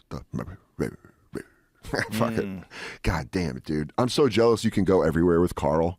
I wish I could bring my fat little bitch everywhere with me. Yeah, Carl could go anywhere. Carl will just sit in your lap. Yeah, Carl's just like... Especially if you time it right. Oh, Jamie, you get so evil if you want to, and then you can just have like a dog where you're like, that is correct. Yeah, man, having a dog was the greatest thing about the pandemic, was we got a dog, and it has made my life, it just rules. Dogs are amazing. It just absolutely rules. They're amazing. I had They're one fun. growing up, and then I just didn't forever. And I was always like, no, I loved seeing dogs, but then having one, you're like... You know what's really funny? I always try to attribute human thought to the dog sometimes. Yeah. Like, I'm like, one of these days he's going to get bored chasing this ball. Nope. There's not a chance in hell. Every time I have one of those, it's like a stick with a scoop on the end of it that the ball goes in. You get so to can really highlight whip that it. shit. Yeah, you highlight the shit out Yeah, of it. you got a fucking dog It's nice. highlight. It's nice. It's fun. Yeah, you can get that thing going. He fucking loves that thing. When he sees me pull that thing, he's like, oh, no. I videotaped it because it's so silly. He's like bouncing around. Oh, Jesus. Dude, we if do it every someone- fucking day. If someone controlled my PlayStation intake and then just pulled out a controller, I'd be Yeah. like, oh, Yeah. oh, are we going to play Rocket League? Oh. Like, I get so I fucking guess pumped. that's what it is, Yeah. right? Because you never don't get pumped to play a really good game. Nah, dude, Right. Spider-Man 2, I'm so excited that they're coming out with like DLCs coming, and I'm going to go home and be like, that's me. I'm like Marshall with the toy. Hey, I'm like, have you fucked around with VR at all? no, I don't like that shit. Let me explain why. Old school pothead, love to be very high. I like controllers. Right. What I got was a Steam Deck, which is like, you know, the Nintendo Switch. It's like that on steroids. Ooh. And it gets games, like really good games for the road. It has made it, because I've fucked with everything from Game Boy on, and having a Steam Deck, I'm like, this, I got it for Christmas. I was like, this is the greatest thing I've ever had. I had to draw the line with video games when we set up a LAN. Yeah, you get back that. at the old studio, and Yeah. I got the bug again, bad. Yeah. Where I was It like, is, I mean, it is. running in there to play Quake. Yeah, turn your brain off. Couldn't wait. Yeah, turn But always feel like shit when you leave. Like, what the fuck did I just do? You got to do it in like small servings, or like there has to be a purpose to it where you're like, you're done at this moment. Because if you can go, that's where you get sick. It's as if you can just keep going until, like, you need an ending point. Like, that's why I like Madden. The game ends, and you're like, I played 2 games. I'm good. Yeah. I should walk away from this. With Quake, you could play death matches where you have, like, 5, 6 guys in a room yeah. and you're all killing each other, and you respawn, and it gets up to a certain amount of deaths. Oh, dude, I absolutely love video games. When I moved to New York, I was like, I'm done with them. And then 6 months later, I was like, where can I get a cheap Xbox 360? I need to plug back in. But yeah, I mean, Shane and I on my podcast were just talking about NCAA college football's coming out, and we're, I think, going to plan a vacation around playing it because it's a game that hasn't been out since 2014. How does the new Apple, what is it called again? Vision Pro work? Does it work with, I know it works with movies, but does it have to be everything from like the App Store, or could you play like PlayStation on it? Yep. You can play PlayStation? Yes, there's a way. I've seen people connect, which is actually look. I'll find the video of it. You know how they So have that environment. if you could do that, then you're watching augmented reality PlayStation. So you're That's seeing the way to get me a in VR. screen. Yeah, you're seeing a screen that's like fucking 30 feet wide, and you're on the field, Yeah, dude, I would love to be. and I you mean, got a remote controller, just like you do with your regular game. you know, I grew up with the Miami Dolphins coach, Mike McDaniel. It'd be fun to play Madden and just be standing next to him in VR with a controller. I'm like, run the goddamn play, Mike. Dude, I fenced with Mark Zuckerberg, and we weren't anywhere near each other. He was on one side of the room, like 15 feet away. Wait, you did this? Well, Really? this is the best example I can show you. Is that like they're playing Red Dead Redemption Red 2. Dead Redemption on a big screen, but this is the Yosemite environment that the Apple headset puts you in. I love that. Oh, you can, wow. like- so the sky is dark. Because here's the thing, Red Playing Dead, it is- Rockstar did such Look an at incredible that. job. That's insane. I would shit. And by the way, there's Look scenes how where you're out. big it is, when you're- too. there's It's your se- entire field of view. Yeah, and you can look around and just see. That's about the most you could do right now. But that must be amazing when your entire field of view is taken up by the game. And Oh, my God. in moments like this, like Red Dead, there's moments where you're in like the desert or where you're in like a rainstorm up in the mountains. Can't change that though. Here's the question. Yeah. Here's the question. Can you play Quake on that? Dude, you know what it is? You're like one of those people, you go, I don't party anymore. Wait, and then like 2 hours later, you go, You got it from Peru? you go, I'm just going to do a gummer. This is, look how flaky it is. You go, Is that pure? I saw your reaction to those screens in there. Yes. The big 55-inch screens. Yes. I have one of those at home, and I Yes. try to play Call of Duty on it. Yes. There is a level of it's too big. Oh, Really? Okay. Yeah. what do you mean I- it's too big? It just Like, gets have too... you ever played like Call of Duty in front? Like, have you ever gotten really close to the screen to play? Yeah, when we moved into our apartment, we put the wrong TV in the bedroom, and Katie plays Call of Duty, and she was playing video games. She's like, "This is too much. This is too much," because the screen was like fucking on it. So we were like, "Oh yeah," we switched it out. I remember back in the Quake playing days that some guys didn't like monitors that were more than 21 inches. They wanted it right in front of them. So that because you're moving your mouse, right? And the mouse damn! I didn't speed- know Quake was a keyboard. Mouse keyboard game. and mouse. That's like some real shit. Real shit. That's the real shit. That's the real shit. That's the scary shit. That's like, you get really good at the movement with the keys, and you get really good with your cursor, and you know how to jump, and every time you hit the space bar, you're jumping. Yeah, that's like Counter-Strike. People used to be into Counter-Strike, But which Quake was like is really fast. Yeah. The thing about Quake is it's not like it's superhuman speeds. You're moving at superhuman speeds with rocket launchers. Oh, hell And you yeah. can instantaneously change weapons. You rocket someone in the air and you electrocute them to death. It's insanity. If you could do that like that on that kind of a screen. I don't know, but I'll tell you what. I'm looking up Quake 4 on my Steam Deck when I get to my hotel. It's a keyboard mouse. Like you really want a keyboard and a mouse. It's tough. You don't want to fuck with it. You need really precise movement. Trying to find someone to show. Find like a good one with good graphics. The thing I'm trying to show you is how close some people put their face to their screen. That Yeah, does they get right up on that. So because I would imagine if you're controlling a 21-inch space, Yeah. and you are very accustomed to moving your cursor around a 21-inch space with your mouse, right? You're moving it around. You're very precise. If you stretch that bitch out to 40 inches or 45 or 50, You're gonna lose. now you're doing this. Yeah. Yeah. Yeah. 100%. That does matter. So 100%. it's all in one field Right of vision. there. You really want it like a 21-inch monitor, I think. 24 to 27 is the sweet spot. That's it, right? Yeah, that makes sense. Like Damn, right there's there, a- bam, there bam, is- bam, and then you got to get glued onto that screen Yeah. because you don't want to go back and forth the screens. It's going to fuck with your timing. Yeah, you need It'll something take that's you a while. consistent. Yeah, you need it consistent. Those guys are fucking freaks with their mouse sensitivity and the weight of the mouse. Yeah. They add weights to the mouse. That's they take funny. weights away. Some of them like lighter mouses. They make mouses that are hollow to take as much weight out of them as possible. So these guys make custom Gaming mice. mice. Mice, go find the lightweight gaming mice. They literally like they do with race cars. Yeah. They like take everything out, anything that weighs anything. They drill holes in the door handles. They do that. Look at these mice. Hybrid, dude. Look at that. They're like skeletons. There's ones that's $170. Oh, dude, there's by the way, some it's of at- them are more than that. It's at Ponage. I love Some that of it's them more called than that. I love that it's called Ponage. Yeah, dude, $495. See that one in the lower right hand side? Yeah. It says Euro Gamer, Jamie. The right hand middle. Yeah. Oh, that right one. there, that lightweight in one, the middle row? That's my style.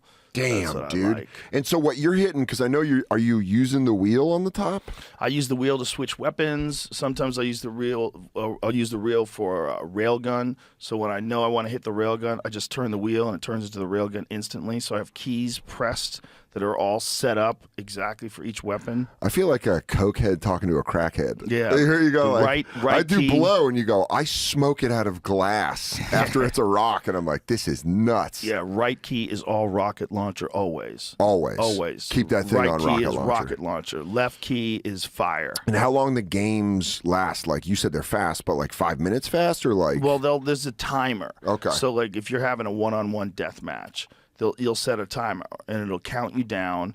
And then it'll say fight, and then you're just running through the corridor, picking up weapons, trying to pick up armor, and then dudes know where you're at because they can hear you, because they can hear your footsteps, and you're grunting as you're running, and so you're running through these corridors. And It's then always one-on-one? always. Well, you can do multiple death matches where you just have a fucking melee, where there's dude. like 30 dudes just killing each other, and Royal you keep Rumble. respawning, and they kill you. Those are fun. Those Yeah. are really fun. But the way to do it, like one-on-one deathmatch style, is the Yeah. real way to do it. Do you Those have are a the friend? duels. Do you have any friends that if you picked Quake 4 up, you could call them and be like, "We doing this"? I wouldn't do that to them. I wouldn't do that to them. You wouldn't bring that back into their life? It's too immersive, man. It's too good. It's too good. And if you have responsibilities, yeah. Oh no. I mean, dude, I do my responsibilities to look at this. play. This is Quake. So it's kind of similar to Fortnite, right? Look how fast this motherfucker's moving. So he's shooting the railgun now. The railgun kills you instantaneously. The railgun is like wherever you point at, and you hit. You got that Doom view. This is like Doom. Look at this. And you're running like insanely fast. Look By how the way, fast this moves. I man. love.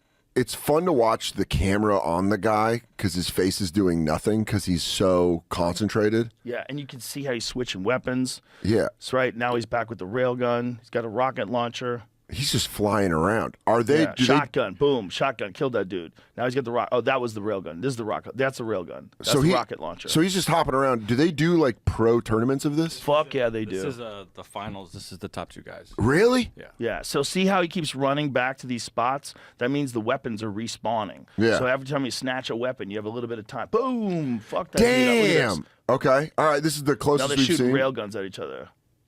So a railgun is like an instantaneous death unless you're really armored up. Did he kill that guy? It's 11 to 3. No, so he didn't kill whoever that guy. Liquid RPH is. He fucked that dude up, but that dude had to run and get some more shit. So he had to run and get health. So now he knows where he is. Now he's chasing him. Boom, How rocket. good did you get at this? I got decent. You got decent, but you would get on and then see some guys. No, I get fucked up. Because I there's get games fucked up all the time. when you play online games, you'll go against people and you're like, "Oh, you're at a different level." You don't have the time to compete with some autistic dude who's on ADHD medication, Dialed who doesn't in. have a job, who gets a government check, and he's just rocking people online. It's like that South Park where they play World of Warcraft and their villain is that guy. It's like with those wrists braced on. Those guys get good, and their identity wraps around their whatever their name is, and they're going out fucking people up. There's certain guys that you would see on a server, and you're like, oh no, Really? Yeah, you have a match with them, you just get killed like 100 to nothing. Do you get that thing where you're like, "Stop"? Oh yeah, you get panicky. You're like enough. running into walls trying to find armor. Boom, getting blown up again. Do they have videos of them freaking out? Because that's something I like to see. Is like That was sort of like gamers spazzing and being like, "What the fuck?" Oh, there's a lot of those on Twitch, That's right? great. Yeah. It's almost better than sports fans losing it and punching TVs. Well, it's so crazy, and you can do it anytime you want. So you could have a match anytime you want. That's too tempting. Online with real people. Anytime you want. You log in, you see a server, you join the server, boom. Yeah, you're in it. There's one-on-one death matches where there's people waiting. So you'll find a server, you're like, one guy's waiting. Death Slayer 69 is waiting. And he's just like, And you spawn, and they'll start talking shit. You're like, fuck you, bitch. and you got the keyboard so you can talk quick shit. Fuck you, bitch. Do we You know, have to? We'll play online Rocket League or whatever, which is like car soccer. And it's This fun. guy's playing. He's Yeah. about to rage right here too. Yeah, right. I rage a lot at Rocket League. What is this? I played this for years. It's like soccer. With, It's soccer with cars, Yeah. which sounds, dude, it is so addictive. We get online at night, and Katie and her brother Kevin are both really good at it, and I'm like, I get too intense, and I'm like, fuck, and I'll like miss the ball and be like, fuck, and I rage out. But you'll play guys that you're like, oh, this guy's too good. Like he'll hit it in the air and then just like over you, just score a goal, and you're like, what are you doing? Yeah, there's tricks people can do in Quake. Like Yeah, one of that's what them- I mean. Like guys that get so good at it that you're like, Guys rocket jump. What When is you that? rocket jump, so if you are fully armored, so Yeah. if you have 200 armor, you can point your rocket down at the ground and jump at the same time as you pull the trigger, and you go flying. oh, that's genius. So you could rocket launch and rocket jump up to like a platform and then then just- hide and then just start picking bitches apart. And so everybody that walks in, you got the railgun, you got your cursor pointed right at the doorway, and every time people run in the doorway, boom! out, respawn. Dead. That's how it is when I watch Dead. people play Call of Duty. I'm like, oh, you're just picking people off. Just like, Campers. pow, pow, People get pow. very mad at campers. Yeah, dude. But it's a fucking look. You're gonna get mad at Strategy. snipers in a war. Shut the fuck up. That's the part of the war. cheating. You can't Were get you mad at a sniper? Snipers are cheating. Well, what, I was Stop camping. He's like, Yeah. I'm a sniper. Was cheating big back when you were playing? Oh yeah, there's bots. Yeah. So they would hide. They would like. people would program. There was different bots, and one of them was an aim bot. Yep. So that what the aimbot would do is you could never miss. Yeah. So if you just with a regular stupid gun, Yeah. like that only does 10 points of damage every time it hits you, you get a pistol when you start. Sure. You're minimally armed. That's why It's you're going very- around getting the guns. Right. It's very difficult to kill a fully armored guy with a pistol. Sure. Or a rifle or whatever you get. So then you have to run and grab armor. You have to run and grab a rocket launcher. It's like Right. a super. What are those sweepstakes? The superstore sweepstakes where they're like, go, and you're just like Yes. going through, You're being just like, running through, trying to gather up as much shit, and you know the map. Everybody has maps memorized, Yeah. so they know when things are spawning, and some of them even have prompts that tell them, health spawns in 30 seconds. Yeah. So every time they pass over armor respawns, and they have it all listed on the map, and they're running around. And the guys would have these aim bots, and they could never miss. So they would kill you, and That every sucks. time they kill you, they would be fully armored. They'd have all the weapons, and then they'd know exactly where you were going to be. And then they would kill you again, and they'd kill you again, and kill you again, and you couldn't. Every now and then they would die, and they would respawn, and they would kill you again because they couldn't miss. I would love to just talk. Is this an aimbot? This is all sorts of at the beginning of this video, which you were talking. This is Call of Duty. Yeah, it shows you God, that's fast the too. cheats you can buy and how you can subscribe to them per month. Oh, so you pay a those are all company and they cheats? give you all Yep. that shit? Yep, Oh, yep, that's all your cheats. crazy. Oh, that made me mad. That's crazy. But- and how do you prevent that, You don't. bro? Call of Duty's a lot quicker than I thought it was. That's fast as shit. Yeah, This game dude. gets very fast. When they do multiplayers, there's one That's game. almost Quake-like. Yeah, there's one no level rocket jumping. where they're doing like storage units that I watch. Yep. Shipment. Yeah, shipment. That's what it is, and it's like nonstop. Like you just like turn a corner, you're dead, shoot, dead, Whoa. like that fast. Whoa. But when I remember one time laser tag back in the laser tag days, Laser tag. I camped one time. Laser tag I camper. camped at laser tag. I just sat by the charge station, and every time someone would recharge, I'd be like, "Boop." and then do my stats. We all went. You know how you go out in the lobby and they'd show your Yeah. stats. My stats were like, I'm surprised I didn't get a call from the military. It was like 700. I had like 300 kills. It was something wild because I was just sitting there. I was like a shitty little 9-year-old, just You being know like, what you want to do? what? You want to do the zombie experience at Sandbox. What is this? Sandbox is a VR game place. Okay. You go and there's a thing called Deadwood Mansion, and then there's a new Deadwood something. So you go to a place to do Yeah, VR. They have 2 zombie games. Yeah. Okay. You put on the headsets Yeah. and you are in a house. You are in this house that's getting stormed by zombies. Yeah. And everyone has something. You either have 2 pistols, or you have a shotgun, or you have a rifle. And then you're Listen just to me. Get the shotgun. Okay. The shotgun is overpowered. Sometimes they fuck up when they make a game. Yeah, they got to nerf a weapon. The shotgun's overpowered. The shotgun kills everything. The shotgun is the weapon. And you just stand there and You just cha-cha boom, cha-cha boom. But you're I'm in a just safe room, so you downing don't run. zombies, bro. So you don't run into a table or anything. Yeah, They but got you run into your friends too sometimes because you're all together. You can see each other though. Oh, so I if you can bump see into, like- so literally, I would see you with your armor on. I would know where your space is, and we would all be moving around together. And so, but sometimes you bump backs into each Yeah. other. But there's zombies coming from the ceiling. They're storming at you and clawing at you. You see red in front of you when they get you. As someone that has sworn off VR, this is the way to get me into it, which is saying Dude. VR zombies. It's so fun because it's got to so be fun. scary as shit. Yeah, at one time I had the number 3 score for this Deadwood Mansion game. Just I sitting was there. like, just what? like, Because I got cha-cha. the shotgun. Did you feel it Because though? one of the dudes who worked there told me, get the shotgun. I was like, really? He goes, yeah, get the shotgun. Yeah, I was like, because you show "Thanks, up, he goes, man." "Hey, Joe Rogan, get the shotgun. It's Yeah, fucking I was like, overpowered." "Thanks, man."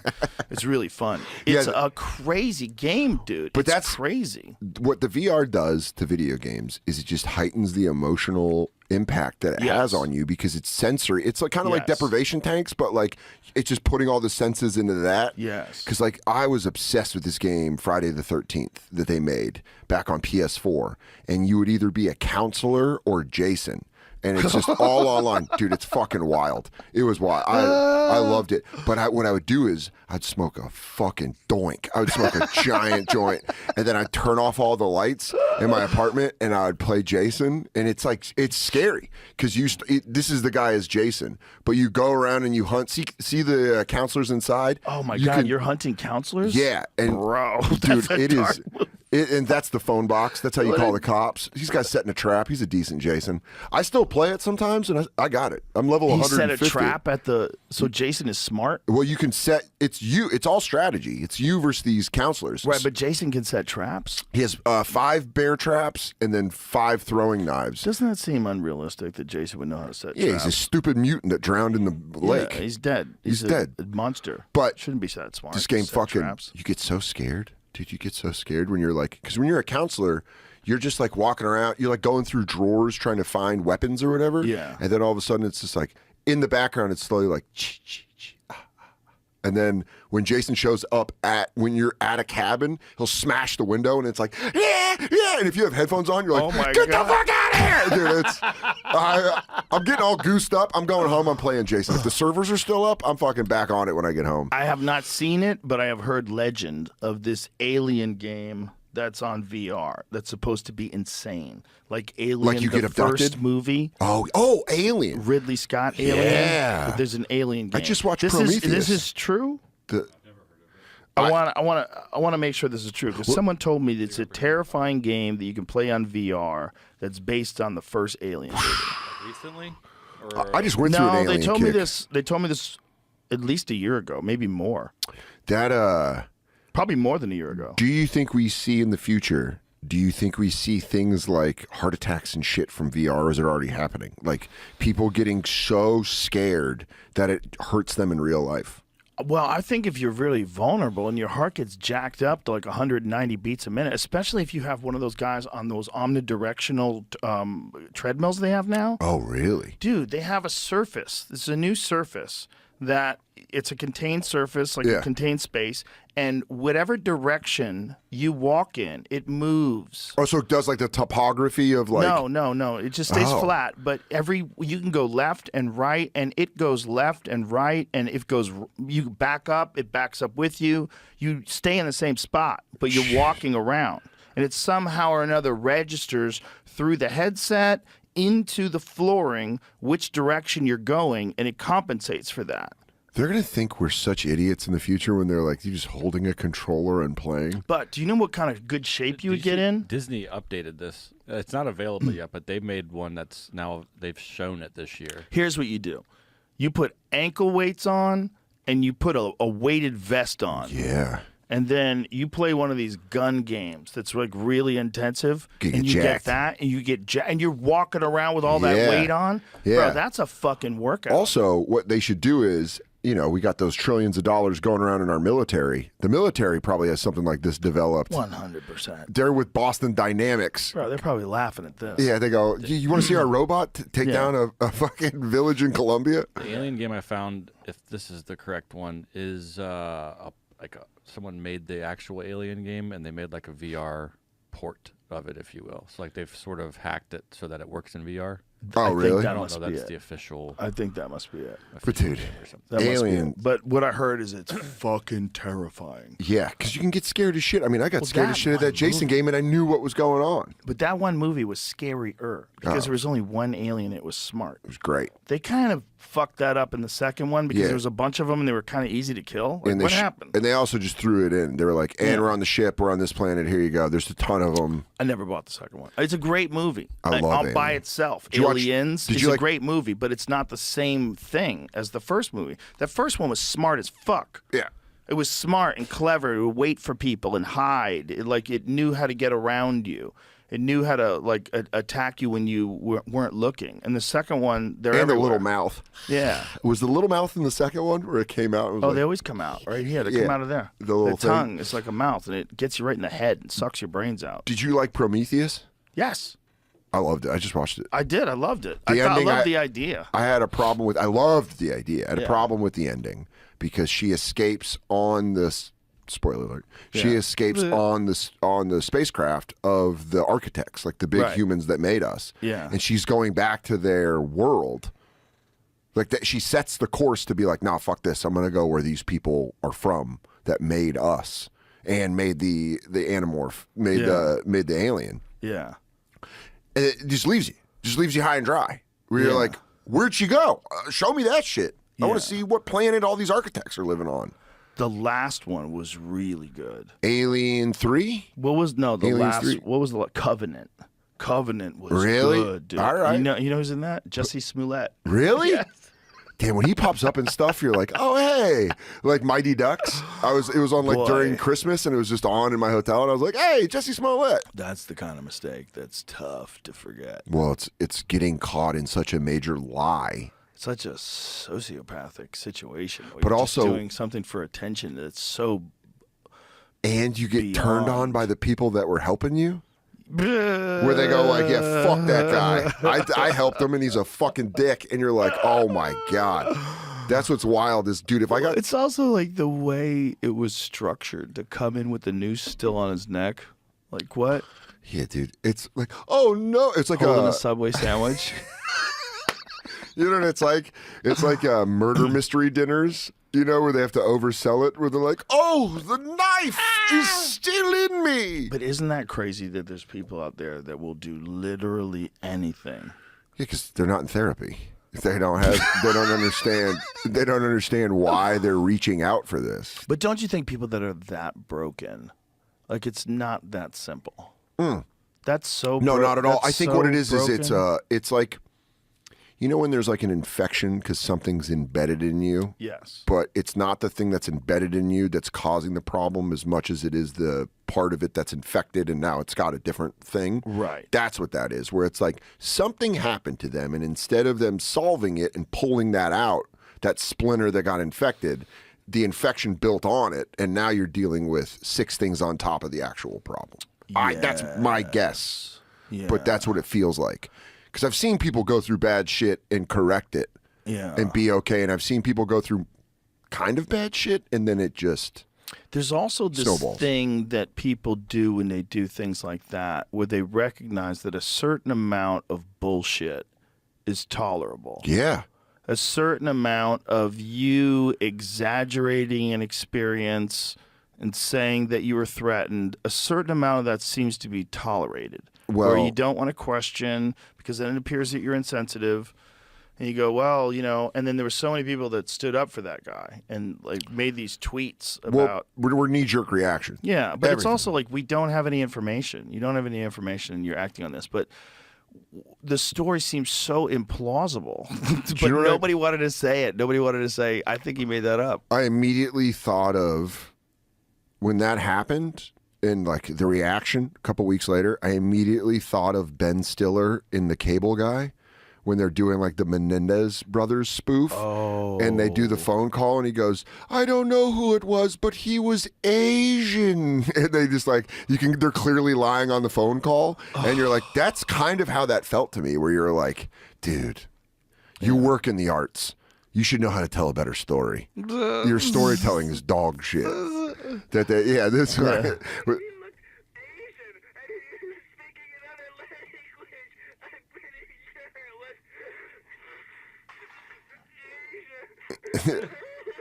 So that's like they're spoofing the Yes. Menendez, like they clearly killed their parents, but that was their excuse. Yeah. And you're like, yeah, when someone like him, who's been a child actor, this guy's been a child actor his whole life, right?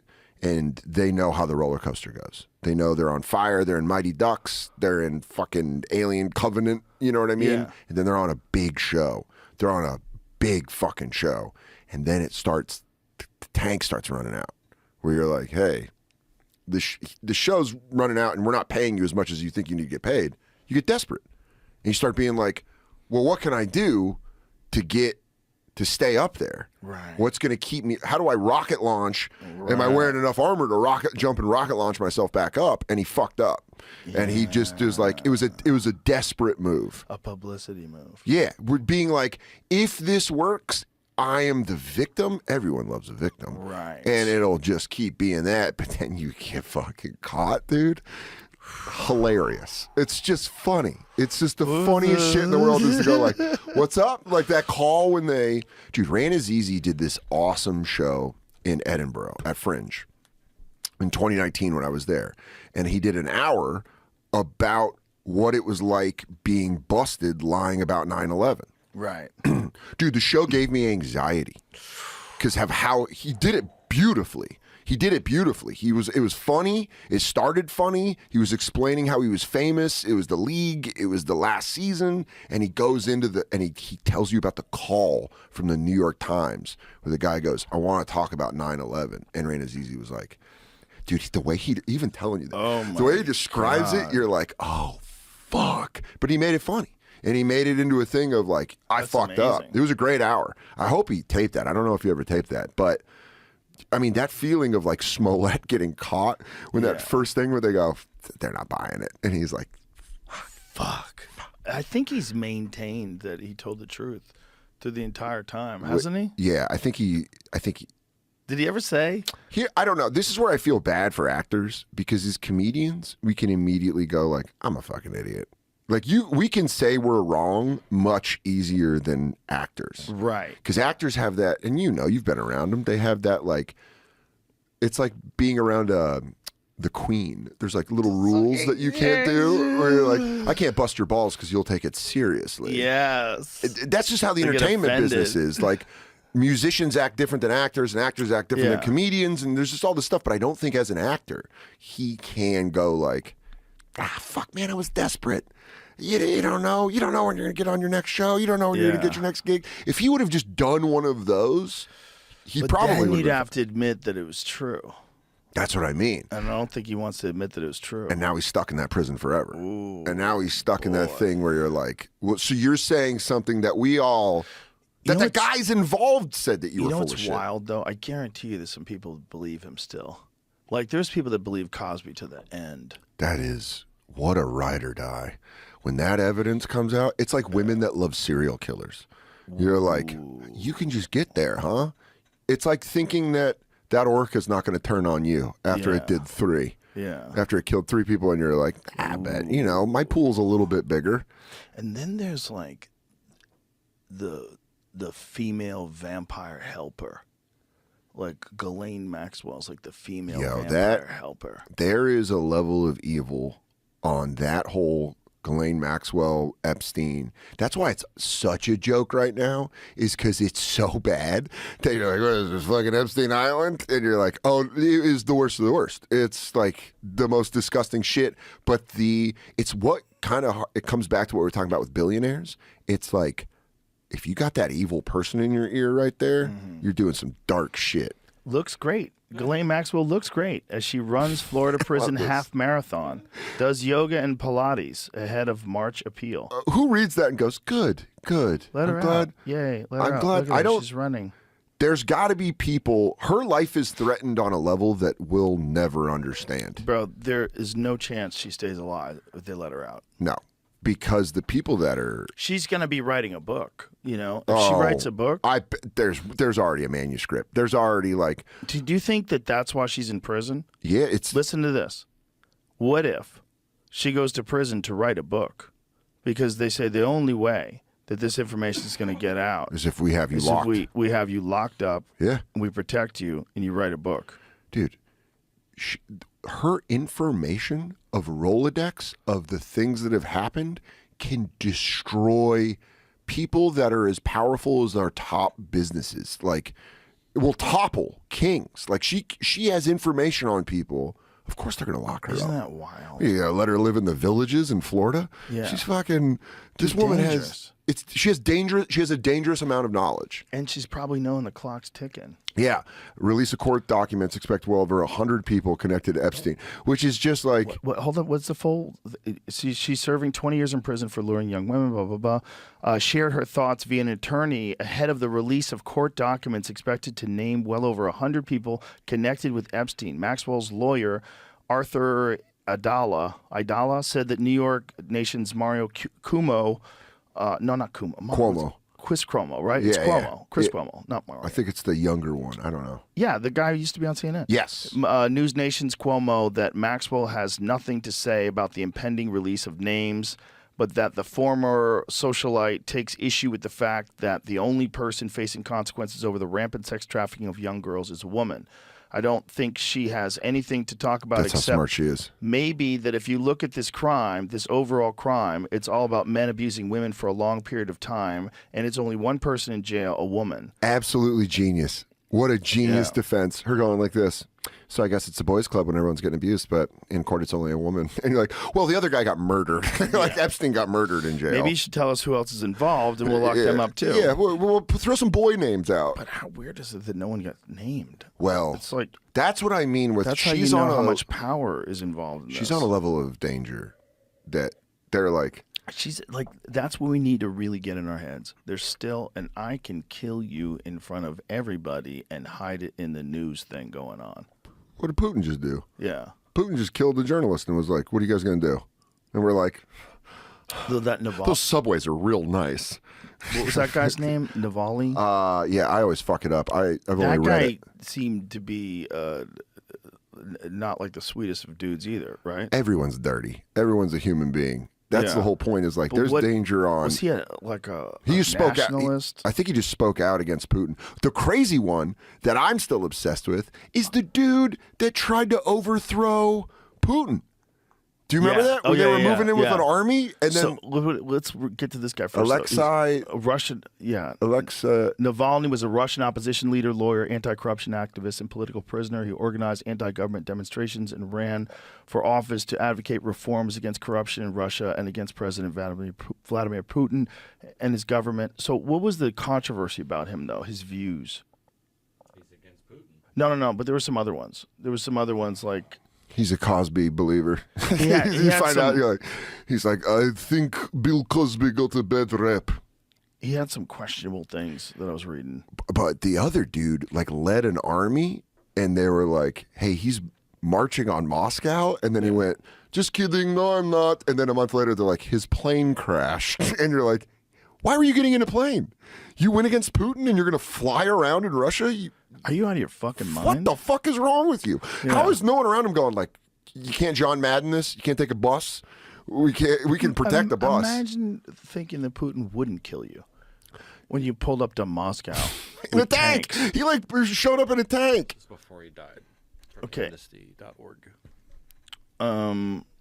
Just like who he was. Who he was. Or what, I mean, I don't know what. So he's basically an anti-Putin activist. Yeah, he's poisoned by Russian a, opposition figure, anti-corruption activist, was unlawfully detained, has now been in prison for 11 years and 6 months. He's still in prison and suffers continual ill treatment, including constant surveillance and psychological pressure. He must be freed immediately and unconditionally. So he died in prison. yeah. And what was the controversy about him? Someone was saying something about his nationalist views. I don't know. It could be. Just see if you can find something. There, someone was saying terrible things about him. But I mean, that guy dies. But and you go, always wonder, like, that is something that they would do. Yeah. You know, they'd say, "Oh, Do you remember when he got that guy Litvinenko with the in England with the sushi? Yeah. Where they just reached down and were like, "You're dead." Plutonium. Yeah. They put plutonium in the guy's sushi, and there was like he was like a rogue KGB agent, and they were like, "We'll see." But dude, you think they're bad? What do you think we do? Yeah, we do that too. What do you think we do? We do shit that we're like, the CIA's been cooking up stuff that like even Russians go like, that's pretty fucking good. Yeah. Like, do you ever think they like wink at each other? Like, you're fucking nuts. And he's like, it's like, yeah, we fucking did this whole thing. We flew planes into our towers. And they're like, you guys don't give a fuck. Like if there's an open conversation about it, where they just fuck around. Not a Western liberal Democrat. Yet there's a darker side to him, some say. That's such a fucking, they're pushing that out there to be like, hey. His controversial views on Muslims in the Caucasus, Georgians, and Central Asian migrants in Russia. Immigrants from Central Asia bring in drugs to Russia, Navalny said in an interview with 2012, defending what he described as a realist visa requirement for wonderful people from Tajikistan and Uzbekistan. While he was reflected upon some of these past remarks, they frequently resurface, causing some to question if Navalny is what many in the Western world think he is. Navalny's controversial statements stem from his political origins in the nationalist movement, according to McGinn. There will be a feel-good A24 movie about this guy in 2 years. He used to attend the Russian March, a very far-right nationalist group generally behind the slogan, Russia for ethnic Russians. Anybody who expects Navalny to be an ideal Western liberal Democrat has been mistaken. She tells Euronews. His ultra-nationalistic sentiment was prominent in a video dating back some 17 years filled with xenophobic comments. Do you think this is like his getting, like when they bring up old clips of comics on podcasts, like he was like, oh, that was 12 years ago. I was crazy. So this is what he was saying. He said, everything in our way should be carefully but decisively removed through deportation, Navalny said in a video dressed as a dentist, comparing immigrants to dental cavities. When he was dressed up, he was doing costume work? He has his hands like this. He's like, I know we're having fun here, but really, we've got to get rid of immigrants. Maybe it was a sketch. Yeah, he's just doing an SNL sketch. He's like, live from Moscow, I mean, it's for real. political prisoner. Maybe someone said, Navalny, the best way to get this information out is humor. Everyone... I want you to be over the top against the immigrants. Over the top. Like they're fucking cavities. Pull out. And I am the dentist. Yeah. Navalny take care of cavities for you.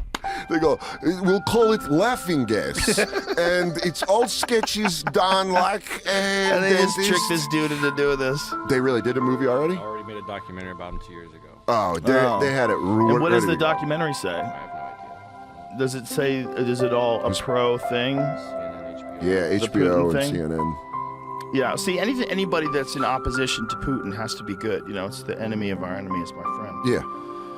Yeah, that's a But the other guy, controversial take. this guy was just gossiping. This guy's like, did you hear what Putin did? And then the other guy was like, I got tanks, bro. Yeah. We're fucking pulling up to Moscow. Yeah, and he They thought were- he was going to be okay.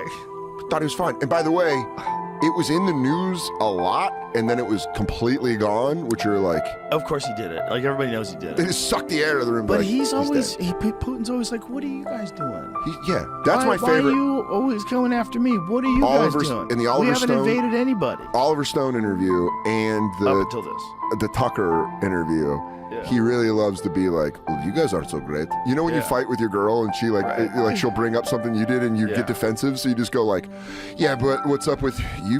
Fucking, you do stuff. Totally.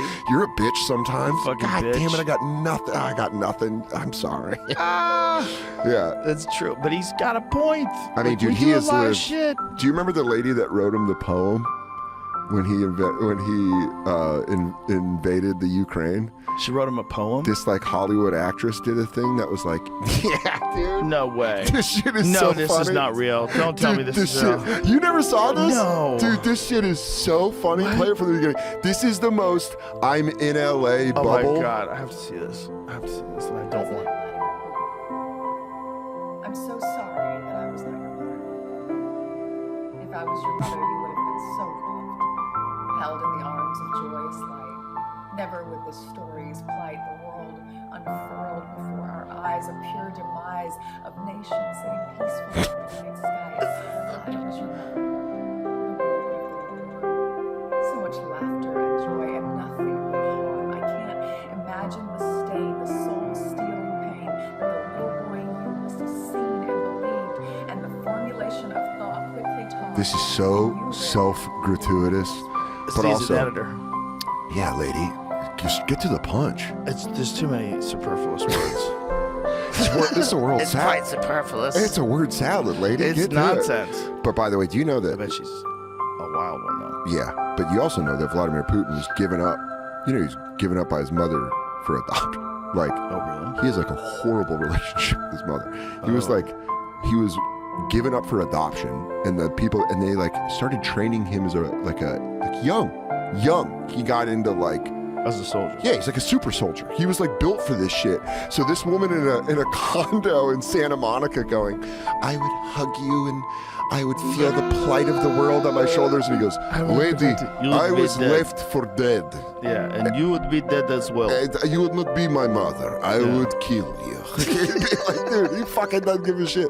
Putin is so scary that when he put on hockey equipment and played against the Russian team, they let him score like 6 goals. It was some Kim Jong-un shit. 100%. They're like, oh, whoa, look at him go. He's He's a legit black belt in judo, though. is he? Mm-hmm. Does he he does sambo and judo? Does he I do not know if he does sambo as well. But that guy But can he definitely fuck shit. does. He definitely does judo. He's a legit black belt. Really? Like he's an older guy, but by the way he moves and the things he does everything absolutely correct. And I'm not I'm not a judo expert. But also, But I know how these throws look when I see judo experts do them. But this isn't the Steven Seagal videos where No. he's just doing like the. Well, no, that's not. See, like right there, that's a beautiful hip toss. That is a beautiful hip toss. The way he did that, look at the smoothness, man. That's legit. That's legit. Do you think He's a legit judo black belt. So that guy's definitely not helping at all. No, Jamie. The whole time that guy's like, Jamie, fuck, this is how these things are trained. No, I know. I'm just saying. But guys also- do resist too. But this is just an execution of technique. Yeah. Just the fact that he can do that. That is very like if I showed you how to do that, it would take you a long time before you could do it that smoothly. Now, I'm very dumb when it comes to both judo, but also, more importantly, I'm very stupid when it comes to politics. Here's my question. Jamie, you questioning this? Is that No, what you? no, I'm not questioning it. I'm just saying, if you're the guy that's going with Putin, you're definitely going to be the best dance partner of all time. Yeah. Yes, but You're going to lean You're into selling. it. You're selling the moves. Yeah, you're wrestling. This is I've literally had this done to me, kayfabe. and it's a little. sort of. It's actually just drilling, but I've had this done to me by people who are good at judo, and it's shocking how easy quick. they can throw you around. Yeah, because like when And he kicks his feet out. all he's doing is it seems a lot harder than it is. You're just getting the guy, you're bouncing together, you're timing the bounce, and you're sweeping him and pulling at the same time, and you just go flying. Yeah, it's like when you were little and you would be walking in front of one of your friends and they'd kick your foot into the other one, and you go like, fuck, You go fucking fuck, flying. Fuck you. I think wars should just be our leaders versus theirs.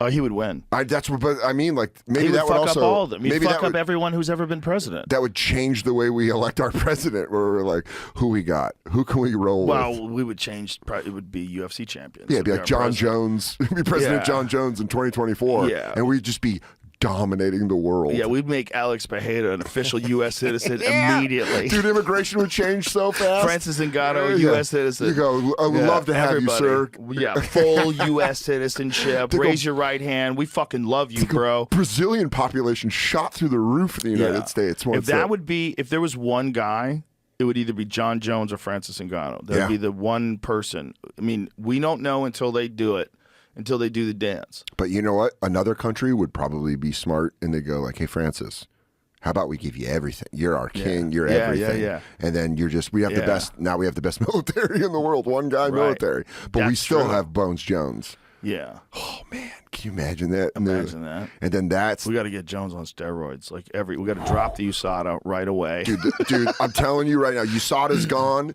and they put him in like a Weapon X program where they're like, how can we. USADA's gone. Brock Lesnar returns. Oh, my God. Oh, my God, dude.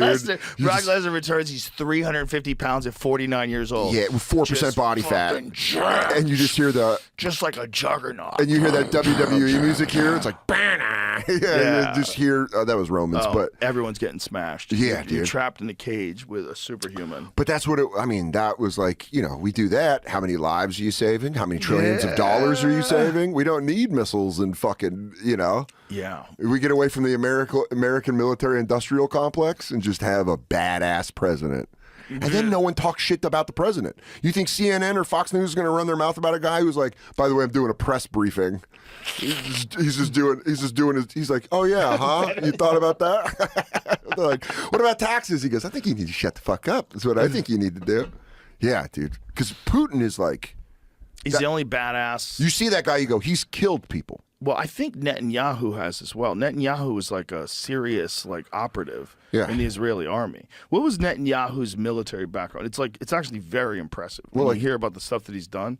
I mean, yeah, in Israel, everyone serves. So it's not a question of if he did or not. Yeah, but I think he was like a He's a- special forces guy. Their version of whatever the Navy SEALs are. Also, the idea is always funny to me of running up on someone that's like trained to be a badass, and you think they're an old man, and they're Right. just And they it's just fuck taken. you up. It's the whole Yeah. idea of taken.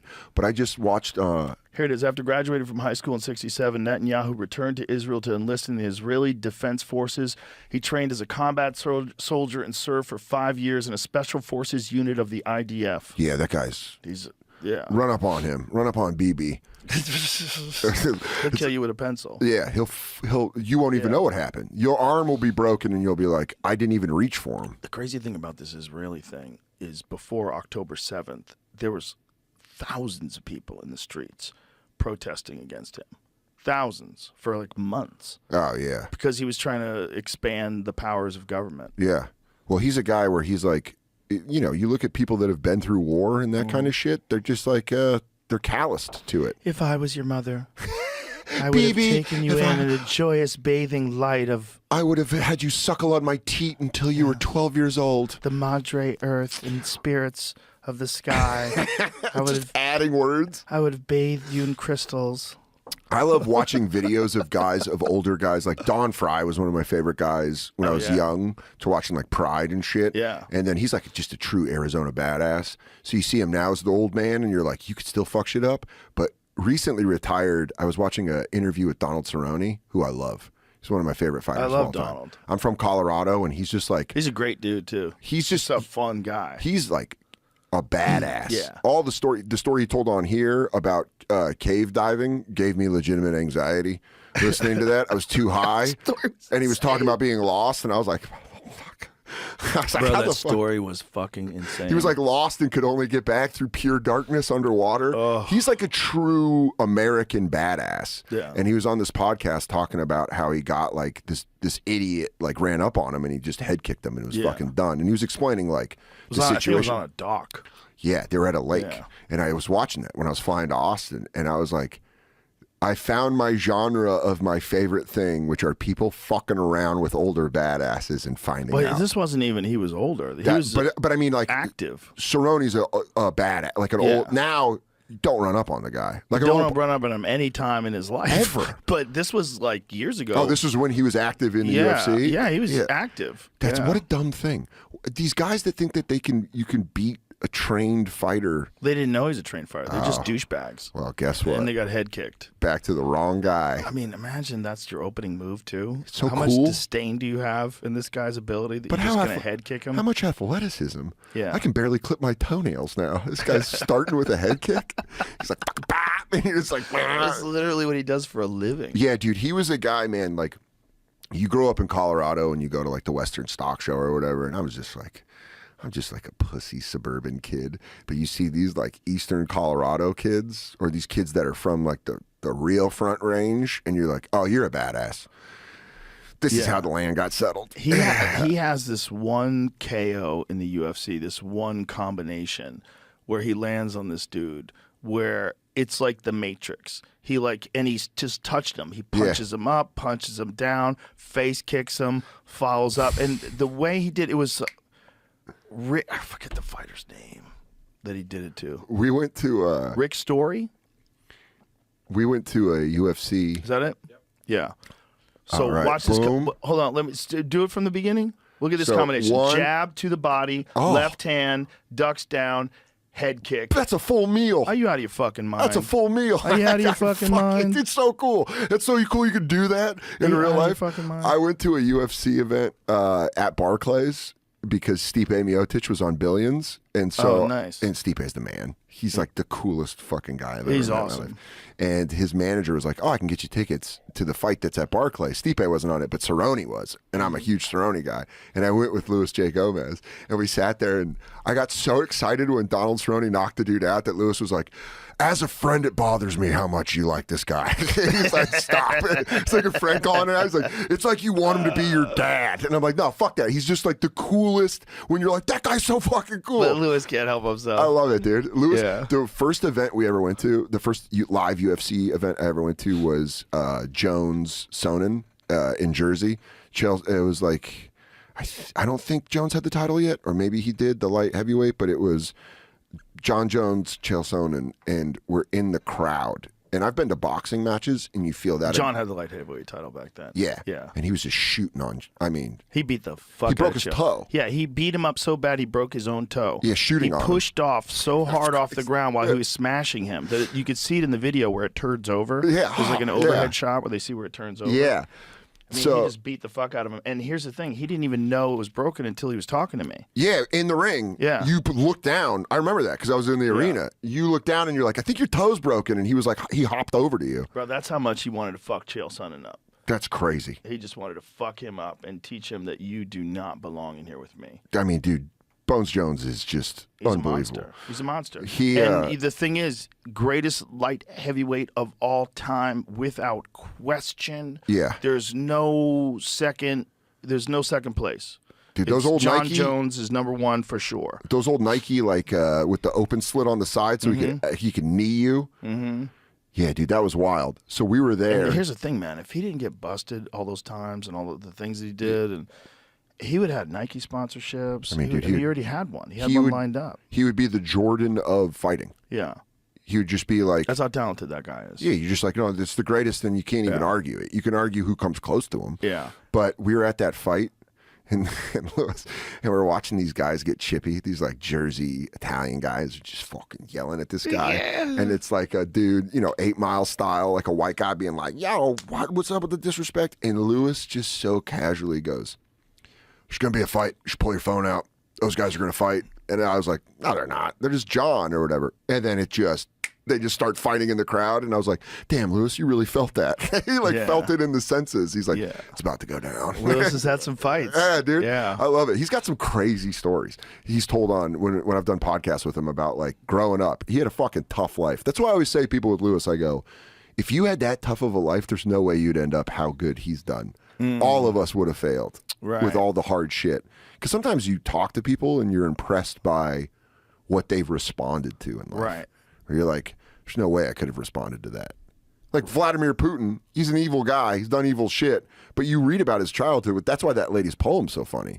And you're like, this guy was literally thrown in a ditch, basically, and then came up and is now the most powerful man outside of the United States.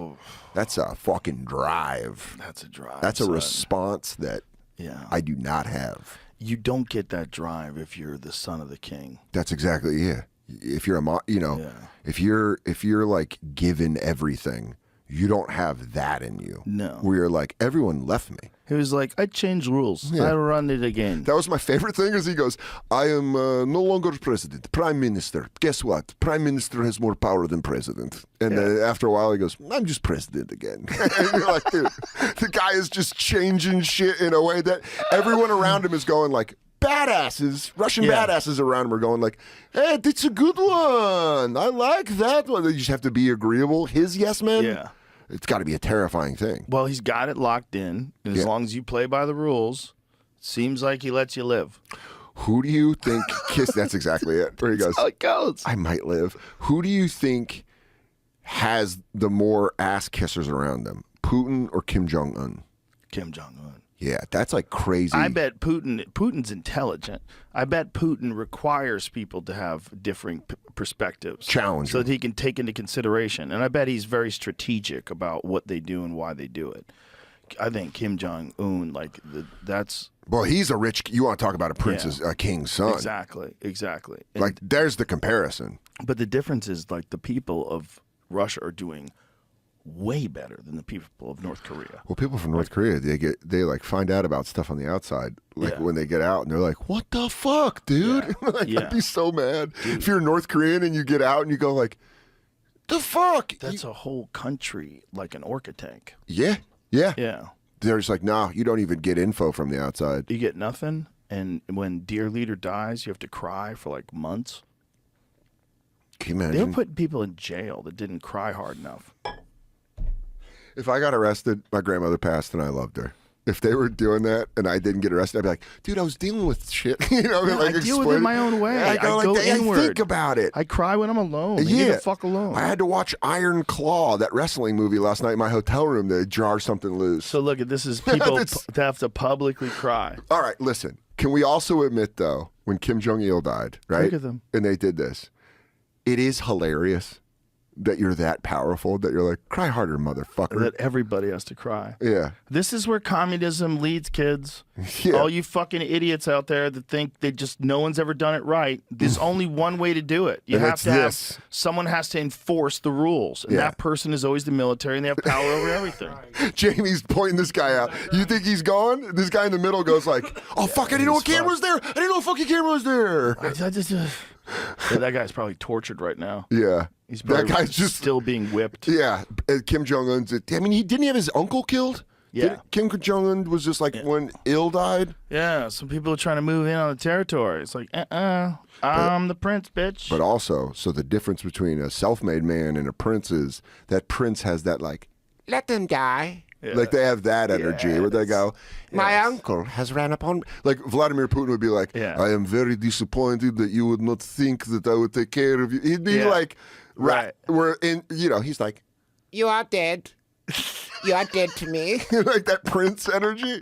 And now the sun and the stars have spoken and you have died. Dennis Goodbye. Rodman wants you to die. Dennis Rodman, would you like to kill my uncle? Thumbs up or down? He's like, oh, Imagine you let Dennis hey, Rodman. hey, what's up, man? When he's over there and he's hammered in that documentary, he's like, oh, man, you rule. When he sings him happy birthday, wild. Big J showed me that documentary, like rubbing his hands together. Imagine being friends with a dictator of a country where the people are starving, and you're getting drunk with that guy and playing basketball and just hanging out.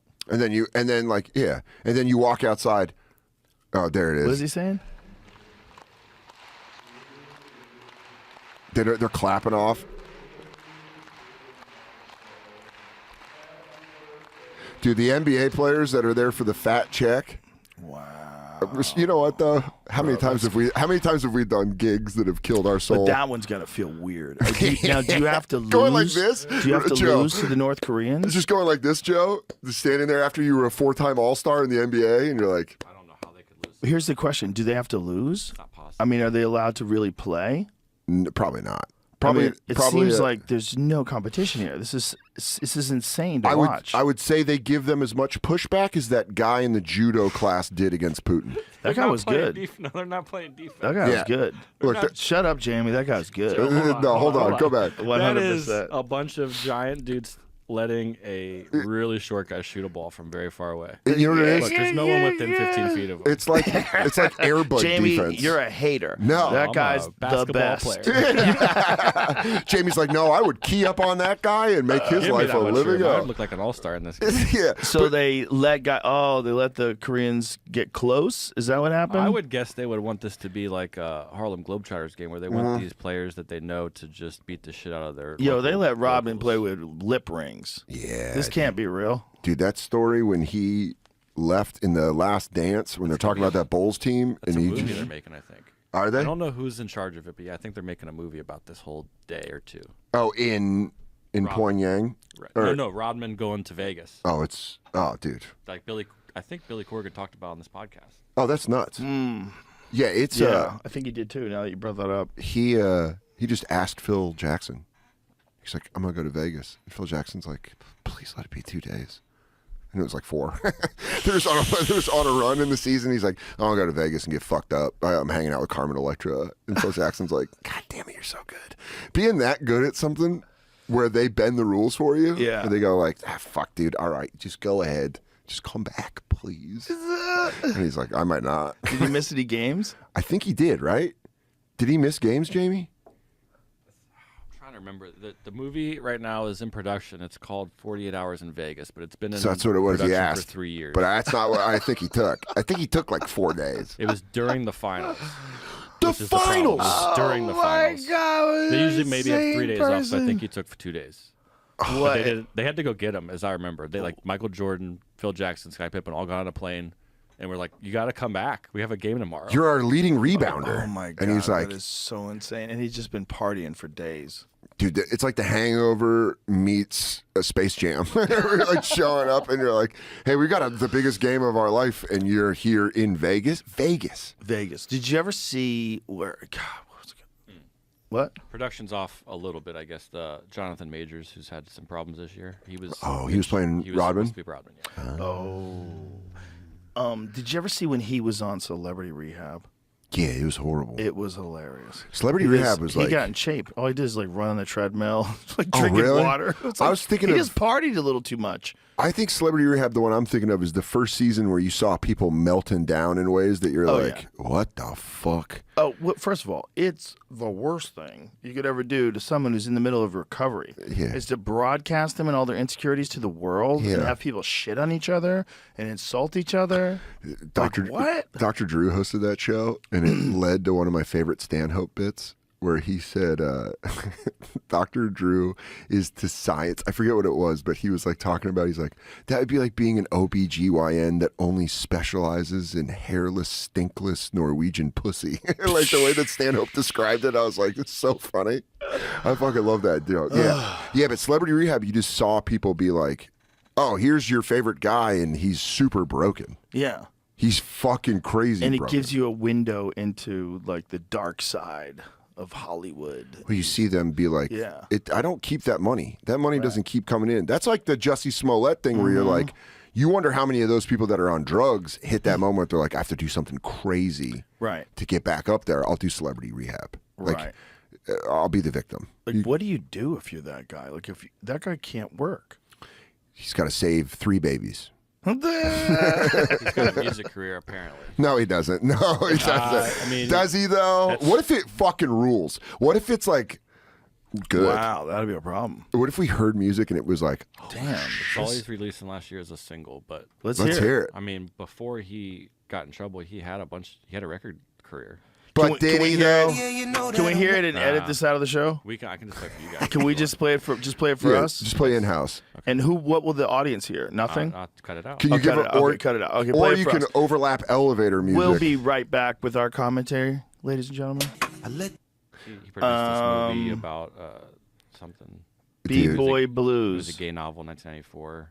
Oh, it's going for that gay market. Yeah, This was also a year ago now, so like that's the best I could find. I would He had describe a bunch of charting songs in 2014, and then Oh, really? after that, yeah. But So he actually is a he legitimate. had songs on the Empire that were making it big, and then that's where I was looking to around 2018. They started not charting anymore, and then 2019 is when the thing happened. the hoax problem. Isn't that crazy? You can follow it like that. You can go like, oh, here he is, and then now you're like, it's dipping. Are we about to see something? Are we about to see a little fucking? I will say my review of the song is it sounds like AI R&B. It sounds like there's not one specific thing that I was like, oh, that was really cool. He can sing, for sure. He can sing, but it just feels like AI. Like a lot of shit feels like AI. You know what flavor my coffee is? Thanks. What? That's it? Huh? What? Okay, cool. I know what you want to drink in the morning. Thanks. I don't know what's worse, that or the open letter to Vladimir Putin. That's the worst thing I've ever. That's one of the worst things. You're dealing with a man that's a murderer, and you're writing him a poem about. If I was your mom, I'd fix it. Like, That's first also of all, how outrageous. Great shit And talking. is she even a mom? No. We looked it up. I think we looked it up on the bonfire. Even funnier. I don't think she's a mom. Makes it funnier. It is probably the best piece of shit talking we have against Vladimir Putin. Because Biden or Trump, either one of them talking shit to Putin. Nothing. They won't say, but this woman being like, just a self-important actress being like, I'm going to tell you what I would have done. Nothing can stop hot actress energy. It's just like, it's an immovable object versus a Some mentally ill people are also hot. This was the Harvard Crimson. This was satire, but Oh, okay. Oh, if I was your No, that's white funny. woman single-handedly stops war in Ukraine. Yeah. If I was your mother, imagine. I give me like best case scenario when you put that on TikTok is this really does go viral. It gets to Vladimir. It gets to Vladimir, and you see him crying in the Kremlin. Someone slides it across his oversized desk. And then she gets a phone call from Russia. What's going on? What is this? I wish you were my mother. Could you still be my mommy? She goes, who is this? And Prank that's phone how call? he tricks her into moving to Russia. And then he's got a new bride. Yeah. And now we have She's married to me now. and that's their meet cute. That does sound like a rom-com from the 90s where it's like, she's an actress. He's a bloodthirsty dictator. What happens when a poem goes viral? It's their Sleepless in Seattle. I didn't watch I watched small clips of the Tucker interview with Putin. Oh, it What just did, looked. what did you think? It looked. I mean, did you see what Putin said about it? What'd he say? He was like made fun of how softball of an interview it was. Oh, did he really? Yeah, he like made fun of Tucker to the Russian press. He went, I prepared. I think the quote was something like, I prepared to be challenged. Oh, interesting. I was prepared for them to come at me. Yeah. Because I guess you're right. Someone in his inner circle is smart because he was clearly got his balls busted for all the ranting he did. Putin says he prefers Biden to Trump and mocks Tucker Carlson questions. Wow. Which, again, this could all be a psyop because he's how he moves and shit. He said Biden is more predictable. The lack of sharp questions. Yeah, it said it threw him off because you could tell someone busted his balls for how long he ranted on shit when they were like, what are you talking about? Interesting. And it said, yeah, he was expecting them to. But here's the other part of the quote that people aren't using. Scroll back up again. He said, he goes, I think that he said between Biden and Putin, Putin said without hesitation the current U.S. president was more experienced, predictable, an old school politician, but added, we will work with any U.S. president who the American people have confidence in. Mm-hmm. Like, why did he, besides preferring Trump, he says he'll work with anybody. Yeah, but that's what I mean. He's just this guy. He doesn't say unreasonable things when it comes to that. Well, he just says stuff that you go like, he says stuff that's smart enough that you go like, oh. Yeah. Okay.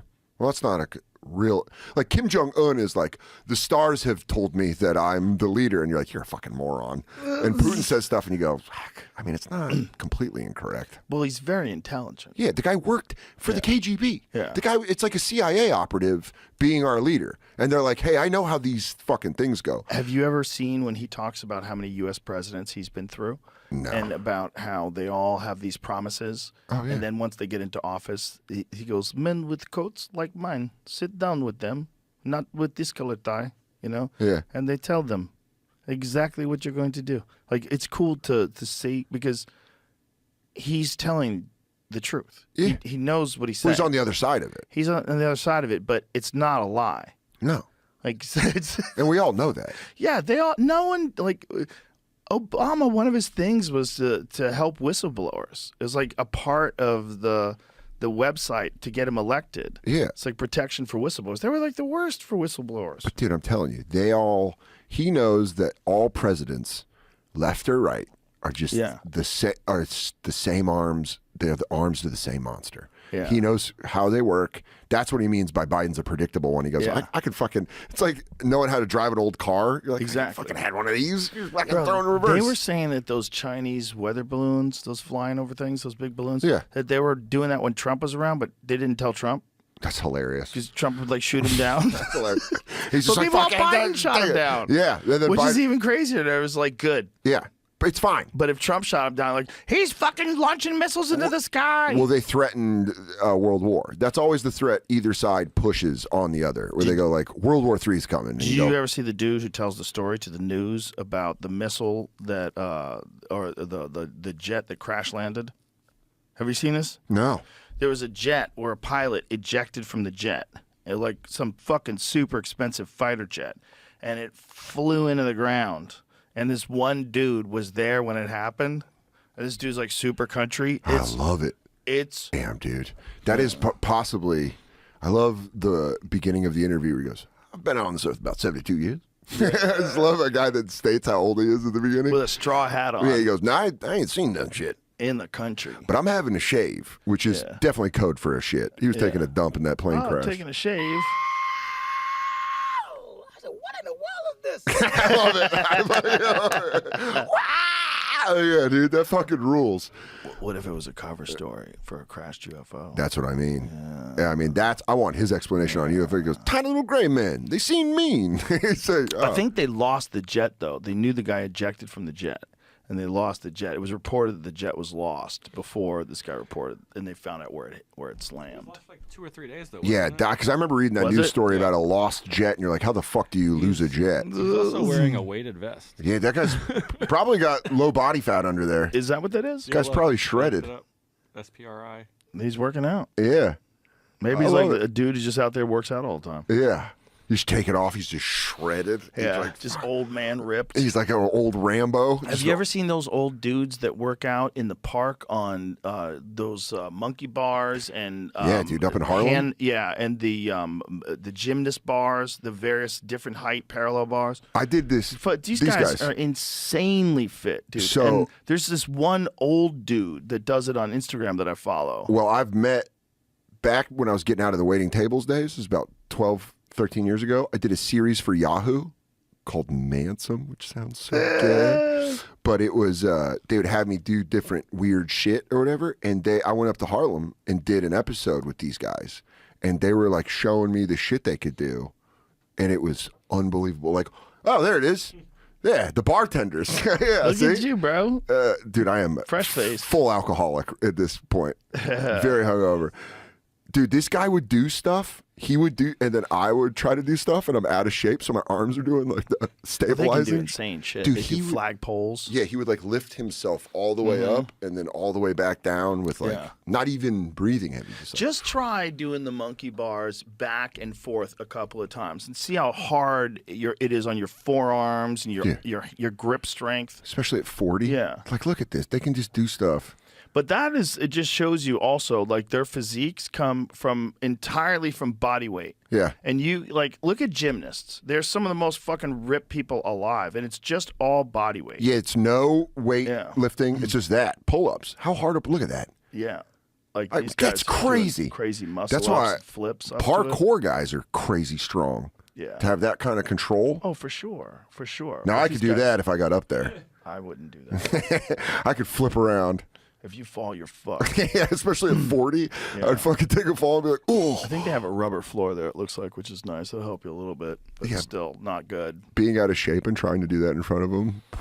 Those are just like little liability places. Like there's so much liability in I would there. like to know the insurance on like city playgrounds, like the legalities of what they have to be like, you're not suing us. And is there some stuff that's grandfathered in, like those domes, those iron those domes, thunder domes? They're like monkey bar domes. Like Those were there's the grips shit. all around. You'd be inside of them and shit. Fall. Yeah. Dude, I used to go to this place in Denver when I was a kid called Big Fun, and it was like a Discovery Zone kind of thing. But they had these rubber straps. It was called the spider web, and it was these tight, thick, like that wide, that thick, across, but like dozens of them all the way up, and you would climb through.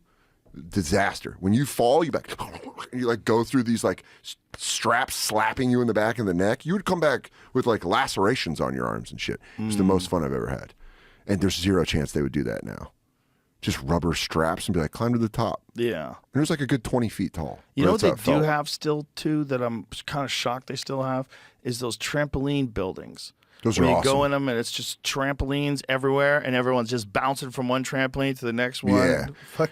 Dude, this guy, very funny comic, Damien, he's open for me. He used to do slam ball back in the day. And he showed I remember me. slam They just ball. brought it back this summer. Yeah, they brought it back, but now they do it with contact.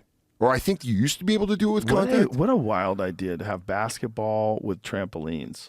It sounds good on paper, but your knees are like, dude, I can't do this. Oh yeah, it's got to be terrible for Like your you knees, land right? wrong. Oh yeah. Like I wonder if it's almost easier to land on a hard floor. I bet you have to do everything totally different because you have two different things going on. You got trampoline jumping, and then you have running on a court. Yeah, You're going back and forth to both of these things. dude. That's probably really hard to do. Yeah, go from But is it actually better to see people fly through the air like that? they can and do crazy. dunk? I mean, Is it better? What do you mean?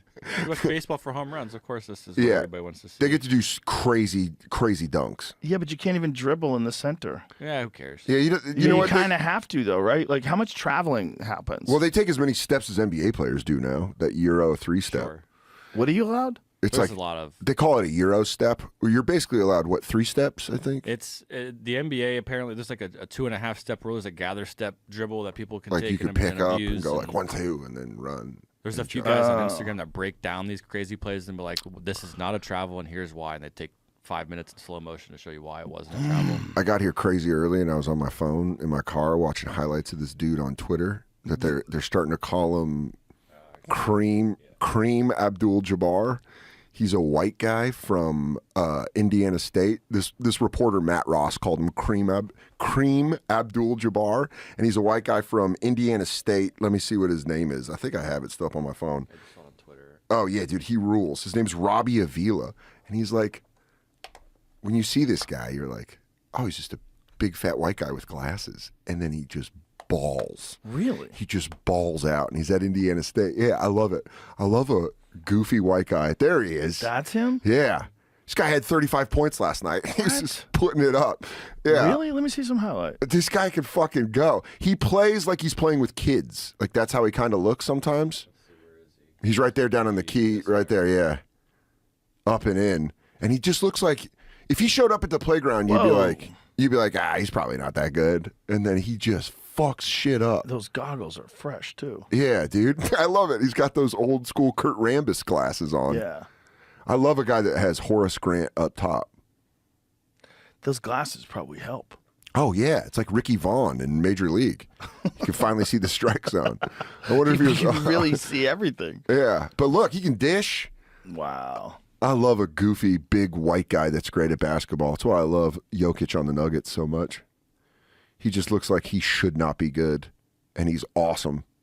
Wow. Looks like he's not trying. Yeah, he moves slow in that way where you're like... But he's precise. But he's just like... just fucking Larry nailing Bird. shit. Yeah, Larry Bird, you're like... And also, Larry Bird is, they say, arguably the greatest shit talker of all time. That he was like other tier level of shit talking. He would apparently show up to, like, remember when they had those free throw competitions, and he said, "Who's coming in second?" Oh yeah, he said that at the All-Star game for the 3-point competition. He goes, "Who's going to be in second place?"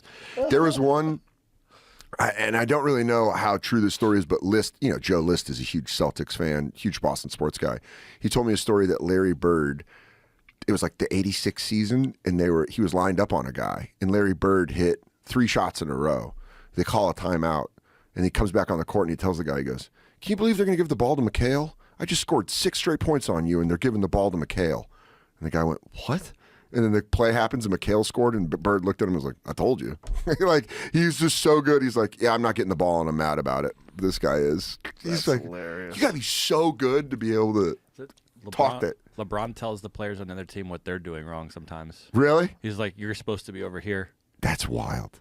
You're fucking like, hey, move." Like, Yeah. He knows what everybody's doing. His Yeah. basketball knowledge is at a level so far above everybody else on the floor. Most coaches also. Dude, Wow. what I love is in sports where someone calls something out in the middle of a play. There's 2 examples in the NFL that I know where Peyton Manning gets mad at his tackle for missing a block, and he's running. When he's on the Colts, and you can hear him go, "God damn it!" he yells the guy's name in the middle of the play, and still has the play done. But he in the middle of the play goes like, "You fucked up," and screams it out. It's fucking hilarious. One of the best versions of that. Yeah. Max Holloway was fighting Brian Ortega. Yeah. And he told Brian Ortega, "You got to block like this." And he puts his hand up to help him block. In the middle of beating his ass, he takes his hand. He goes, "Put your hand right here." I mean, dude, that Watch, moment. You need to see this. Watch. Look, watch this. Look, he puts his hand. See, he's teaching him how to do it. So he funny. said, look, protect me. Look, see? Watch this. Look at this, man. Bro, put your hand there. And he did the demonstration. Yeah. I won't even do it to you. And then he beats his ass more. He's just That's such a nice guy. Wild. That was like when Khabib got Conor in the corner and was talking to him. Yeah. Let's Let's talk now. Let's talk now. Let's let's talk talk now. You're like just getting elbows hammered on you, and you're like, fucking wild. Wild. It's a wild sport, man. Yeah, those guys are badasses. That's For why. real. Yeah, that's a different kind of human being. Yeah, Kind of human being that can do that successfully for a living. yeah, Yeah. and It's a big one coming make up it- soon in Miami. Big fucking card. You excited? Oh, yeah, it's a big one. There's one fight I'm really excited about. Dustin Poirier versus Benoit Saint-Denis. Okay. Benoit Saint-Denis was a French Special Forces guy who now fights in MMA and is murking people. Like, he's a straight-up killer. I mean, he looked that chest tattoo is fucking tough. There was one of the fights that I called, and I'm interviewing him afterwards. And he starts talking about, I like America. You helped us out during World War II. Thank you very much for bringing us back. He's talking about America in terms of like military, like that we've always been kind of aligned. Yeah. And I'm like, that's how he's thinking. Yeah. He's That's a problem. He's a killer. He got into MMA to be better as a soldier. I think he already had a judo background, but the MMA thing is fairly recent. It's only been like 6 years, I believe, or so. He's 13. I saw his record. He's 13-1. He's called He the God of lost- War. Yeah. That's badass. He lost- As a fan of God of War, that's badass. I think the fight he lost was at a different weight class, too. I think he fights at 155, and I'm pretty sure, you should check on that. I'm pretty sure his fight that he lost was at 170. But he's very good, man. He's very good. And he's calculated, and he doesn't have any weaknesses. He's very good on the ground. He's very good standing up. He's just good everywhere. If he wins that fight, does that elevate him to a shot at the title? Boy, it's a big jump. He's a big jump in competition. This guy goes from beating guys who are pretty good fighters, solid fighters, to the top of the heap, Dustin Poirier. Yeah. A guy who's been interim champion. It's a different level. And for Dustin to accept that fight, it's a big risk. And Dustin must have got paid a lot of money to do that, because that's that's crazy. Saint Denis favored over Dustin Poirier. Dustin Poirier, who has fought fucking everybody. Yeah. Everybody. The guy beats Conor twice, and he's still the underdog against Saint Denis. That's insane. That's how scary that dude is. I like that Michael Page is fighting in Yes, UFC. Kevin and Hall and Michael Page is fun. I know that's- Michael Page from he was fun, dude. That's a real fight. Yeah. That's a real fight, because Kevin Holland is fucking dangerous. Yeah. He's fucking dangerous, and he's got a lot of MMA experience. A lot. And he's very good on the ground, and he's got ridiculous one-punch power. Yeah. And that's also a welterweight fight where Kevin, I think, is at his most dangerous. At 170, Kevin is so fucking dangerous. He would do like spinning back elbows and shit. Like I know Michael Page from watching like his highlights. If you go to Michael Venom Page, before he was ever an MMA fighter, was a high-level karate point fighter. Oh. And I was always wondering, like, when are those guys going to make their way into MMA? Because we had this one guy, Raymond Daniels, who was also an opponent of Michael Venom Page in a karate thing. But there's a video you can watch of that, of them competing in a karate tournament. But those guys at those high level karate guys can move in and out very fast. Is that what their like superpower you would say is they're It's a just blitz. like The they're blitz. just crazy in and out and can nail you with shit. They can cover distance much faster than everybody else, because their game is all about touching you once. Yeah. So it's like you're playing a game of karate tag. Yeah. It's probably the Karate safest. tag is the No, it funniest is. name to call it though. It kind of is like that. Like to make it sound safer, you go, you want to play karate tag? You just get kicked in the fucking head. Yeah, but you don't. Most of the times, guys don't even get knocked out; they just get touched. You know, it's a lot of like this kind of thing. And then when someone does make contact, they separate and they call a point. Now, it's based on the very ludicrous notion that one strike could kill someone. Okay. And so you wouldn't want to be hitting anybody more than once. Yeah, you can do one hitter quitter shit. Yeah, so this is like based, they started these tournaments based on that idea a long ass time ago, and they keep doing them that way. But the skill that you get from that is the ability to close the distance and hit someone. Look at that crazy jumping wheel kick he did. Yeah. That was a 720-degree wheel kick. Look at this. I mean, that's crazy. If you're in a street fight, right, and you see a guy take a karate stance, Yeah. there is a chance he's going to hit you with one of those. Most likely. That's a one hitter Yeah. where you take that shot. But if you're a wrestler, you go, oh, this is going to be shoot. great. This is going to be great. You're going to kick me. Okay, let me time this. And then I'll just. Yeah, I'm going to tackle you on the concrete, fuckface. That's why that D'Agostinian wrestling thing. Wrestling is the #1 foundation of all martial arts. Yeah. I think if you don't know how to wrestle, you can't fight. You have to know how to wrestle. Even the high-level kickboxers, like, you okay, bro? What happened? I'm still coming over with this allergies from last week. You son of a bitch. Yeah, it's COVID. It's COVID. It's the new COVID. Give it to me. Even guys like like Alex Pereira, who's like one of the most devastating strikers to ever fight in the sport. He had to learn how to wrestle before he could fight in MMA. Yeah. You can't just go in there and not know how to get up. You can't go in there and not know how to defend yourself. It's just too dangerous. I remember the old school when they did James Toney, Randy Couture. Oh, yeah. And you're like, and Randy Couture's like, well, I'm not going to stand with you. Randy Couture's like, you can't wrestle at all. Randy ankle picked him. Yeah. Which is like embarrassing. He just dropped down and grabbed his ankle, like, sit your ass down. Yeah, dude. He didn't even let him have a shot. That was fun to watch. Randy was actually nice to him. He could have tortured him. He could have like proven a point and just stayed on him and punched him in the face as long as he wanted to. But that's why I liked Khabib, because Khabib just did that to the top guys that could wrestle. Yeah. Guys that could wrestle were like, Yeah. it was like watching someone fight a shark and get brought into the water. And you were like, he's just got you. Yeah, I mean, that's what Poirier said about him. They just couldn't believe he was doing that to him. I mean, can you imagine that? You're You're just so good that guys at the top level are like, I can't even fuck with this guy. Getting mauled by this dude. And he's talking to you. And Poirier tried for a guillotine at one point in time and almost had it. Remember that? Yeah. Yeah, it was pretty tight. I watched Poirier that. has a nasty guillotine. Was that fight in London, or it was? I think I remember watching. Why do I remember watching it in the afternoon? I do not know. But I remember watching that, and you're like, "Oh, he's got no, he does." Oh, it was Justin Gaethje. Was that the last fight? Gaethje. Gaethje was the last fight for. With Gaethje, did he catch Khabib in a something? I think he tried something, and then did he all try of a sudden, a triangle or a guillotine? Was it Gaethje? Am I remembering it wrong? I thought it was Dustin Poirier. Almost had a guillotine. you probably know more than I do. I just I remember get him confused though too. being high at Helium in Philadelphia during the day, and they're like, "We'll put the fight on here," and I was like, "That'd be awesome." I'll walk over from the hotel. The story was that he actually likes Gaethje. So Poirier. it was Poirier. It was Poirier? Yeah, it was Poirier. Yeah. So here it is. He gets him in a guillotine. This is pretty fucking tight, dude. It's pretty fucking tight. And it would have been much better if he had that right knee engaged. See how Khabib just steps over that right knee? Yeah. He just alleviated a lot of pressure there. But there's still a tremendous amount of pressure on his neck. Yeah. But the key thing here is Dustin tried to scramble and re-engage, but he never got that right knee in play. Khabib kept that right knee from being in play every time. See how he pushed it down and gets sideways? Yeah. That alleviates the pressure from the hips. So now the hips aren't squeezing down on your lower back anymore, which accentuates the pressure on and the now neck. he's out. Yeah. Now he's out. It was the whole key to that. If he was in full guard there. Look at how scary it is. Then all of a sudden he's on his back, and he's just like, shit. Yep. Well, that's the problem with pulling guard for a guillotine. Right here, right, and then he just switches over, goes over, in the and now mouth. he's just gone on his back. Yeah, and you're just like, also Dustin needs to take a break here because he just exerted an insane amount of energy trying to close the deal.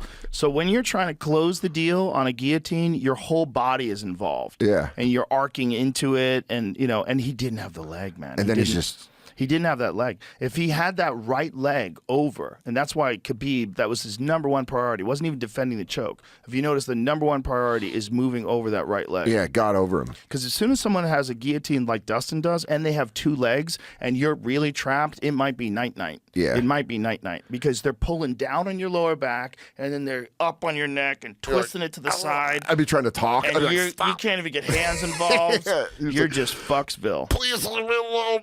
That was what I was saying last night, where you get choked and it changes your voice, and you go like, "How can you please stop doing this?" But that's just how fucking good Khabib was, Yeah. man. He's so good. And he'll It's never- almost a tragedy that he never wants to fight again. Because he doesn't, right? It was like the Nope. promise he made his dad. It's beautiful. It's made his mother. He's Yeah. going to have one more fight, and that was going to be it. And it's beautiful. Like, that's a great way to go out. And Go now he's out- just a badass coach. Yep, and he'll be one of the greatest coaches of all time. And he'll go out as, without a doubt, one of the greatest to ever do it. Yeah. One of the greatest to Pound ever for do it. pound. If not the best ever, he's definitely in the argument. The argument is Mighty Mouse, who's always had a special place in my heart for when he was in his prime. Yeah. When he was in his Demetrius prime, Johnson. Mighty Mouse was a motherfucker to watch. He would do shit that no one could do. He would do shit where he would throw a guy into the air, suplex him, and then catch an arm bar in the middle of him being in the air. I just saw that clip. And finish it on the ground. I just saw the flying armbar. There's not a champion alive that can do that the way Mighty Mouse did. Yeah, you like toss the guy in the air, and then on his way down, threw him in an armbar when they both hit the mat. Bro, when he fought Henry Cejudo the first time, it was a masterclass. It was a masterclass. When he put Henry away, Yeah, when you're this is his last fight. That was the fight with the fly. That's a great fight too, though. Show that KO, because it's a flying knee. And this is a guy who had knocked him out in the previous fight with a knee. So check this out. Look at this combination. Look at that fucking timing, dude. Dude, the head. And walk away. Oh, walk my away. God. Look at that timing, Oh, man. my God. When you're watching this cage side and you see a guy like Mighty Mouse do some wild shit, are you just like, Blown as away. a fan of the sport, you're calling it, but you're just like, does it take your brain a little bit to process? Like, what the fuck did I just watch? It's so magical. It's like, I know how hard it is to move that way. So when I see a dude who can move the way he does, I'm like, that is so fucking beautiful. So for someone who does martial arts, look at this. Flying armbar. This is against Ray Borg. So in the middle of the suplex, he catches the arm before the dude hits the ground. Oh, that's what it is. Before the dude hits the ground, he caught the arm.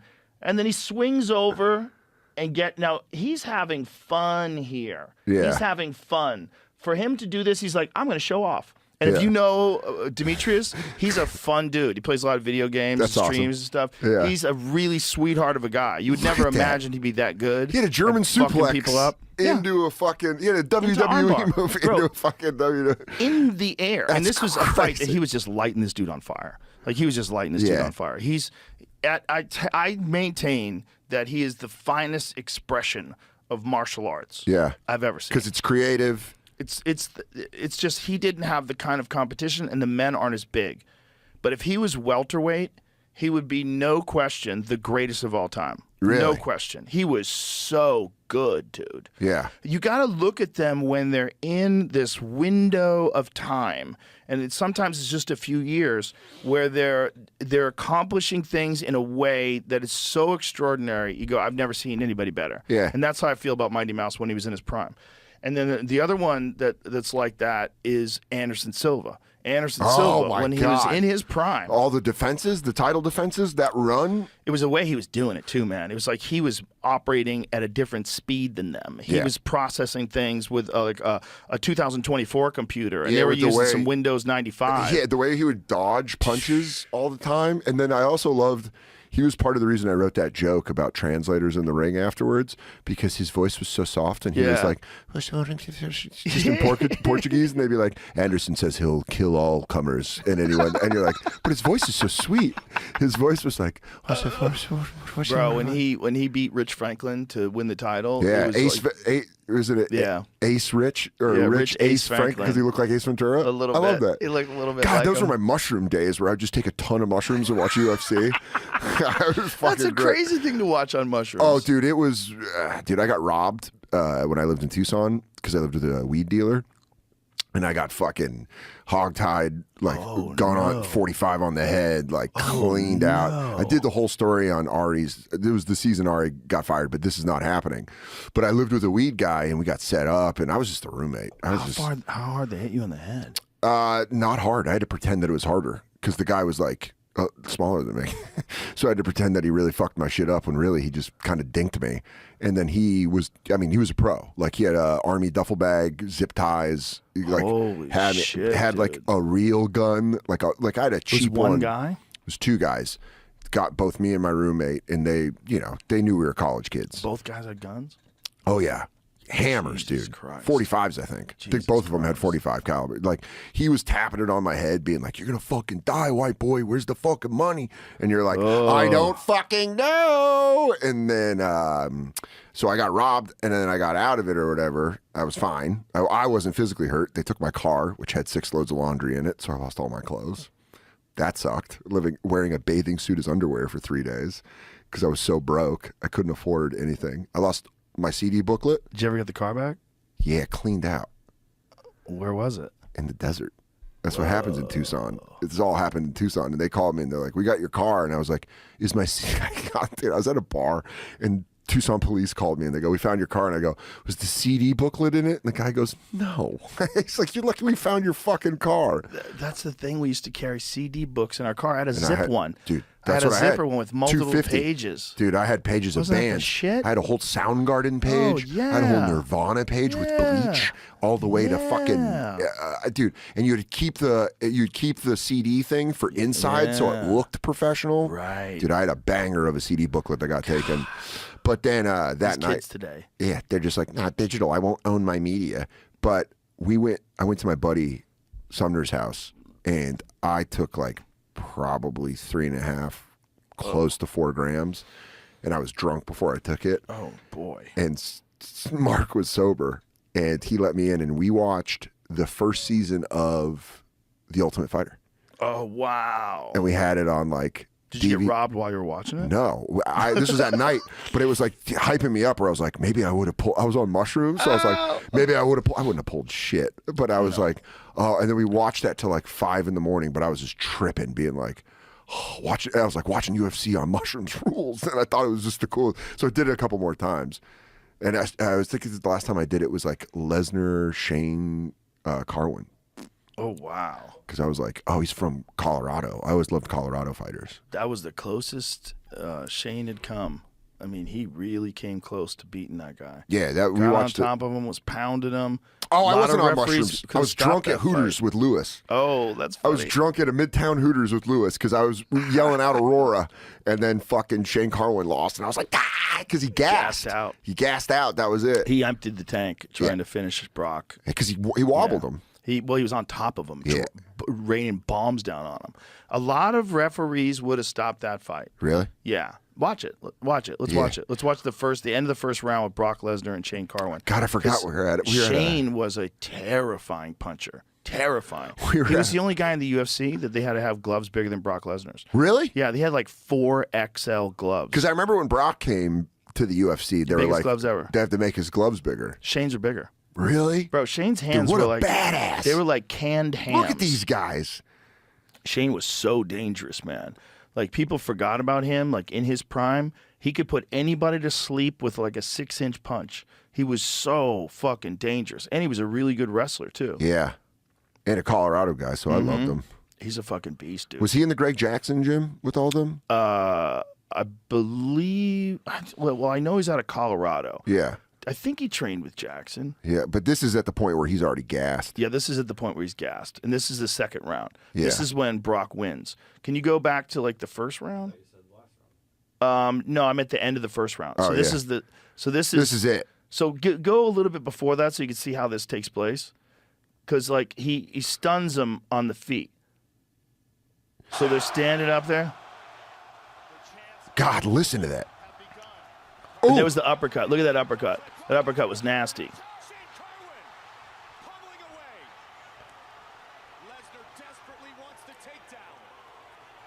He stuffed the takedown. Bro, Shane was so dangerous. So dangerous. I thought it was over right there. Look at this. It could have been over right here with a lot of referees, man. A lot of referees. I mean, not There here. has to be a feeling where you have Brock Lesnar and then you don't, and you go like, fuck. Like, look at this. Look how close this is.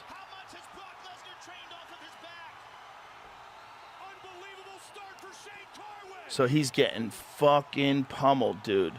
And this goes on for a while. The thing is, Shane right now is emptying the tank because he thinks he's got the He's clothes. there. He's at the end. That's what he thinks. Yeah. This goes on for a while, dude. Dude, the It keeps amount- going on. Look at this. Big shots. Like right there, stop the fight. Right there, you can stop the fight. But Brock is still pushing him off, but he's not really effectively defending himself. Like many referees would have been like, I've seen enough. Like right here, the blood spraying. Many referees. Damn. But nope. I don't remember this fight that well. I just remember that Shane gassed. Yep.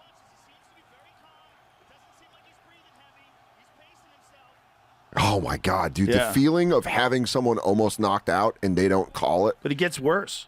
Look. It gets worse. So now I think he fully mounts him at one point in time. Like, look at this. Look at this. This is big, dude. These are big fucking shots. That's a big elbow. Yeah. But he's tired. You can see him breathing heavy. Yeah. But now he's just looking for one big shot. I mean, dude, the way he has him, I've never seen him. I mean, he's beating the fuck out of Brock here. But now those aren't effective. Yeah. But the referee could stop the fight, man. This is fucking close. This is one of those things where like, the guy's getting beat up so bad, you could make an argument for stopping it. Look at all the blood, but Brock is fighting back. Shane gets on top of him again. Brock can't get up, right? He's getting mauled here. No, but Brock's saving energy doing this, right? Like, he's not. Well, I mean, he clearly had the better gas tank because he made it out of this, and then the second round he was fresh, and Shane was done. Yeah. Like Shane right now is done. Yeah. He's done. He's so tired. You have to understand how he has nothing in his arms He left. just exerted everything. He emptied the tank.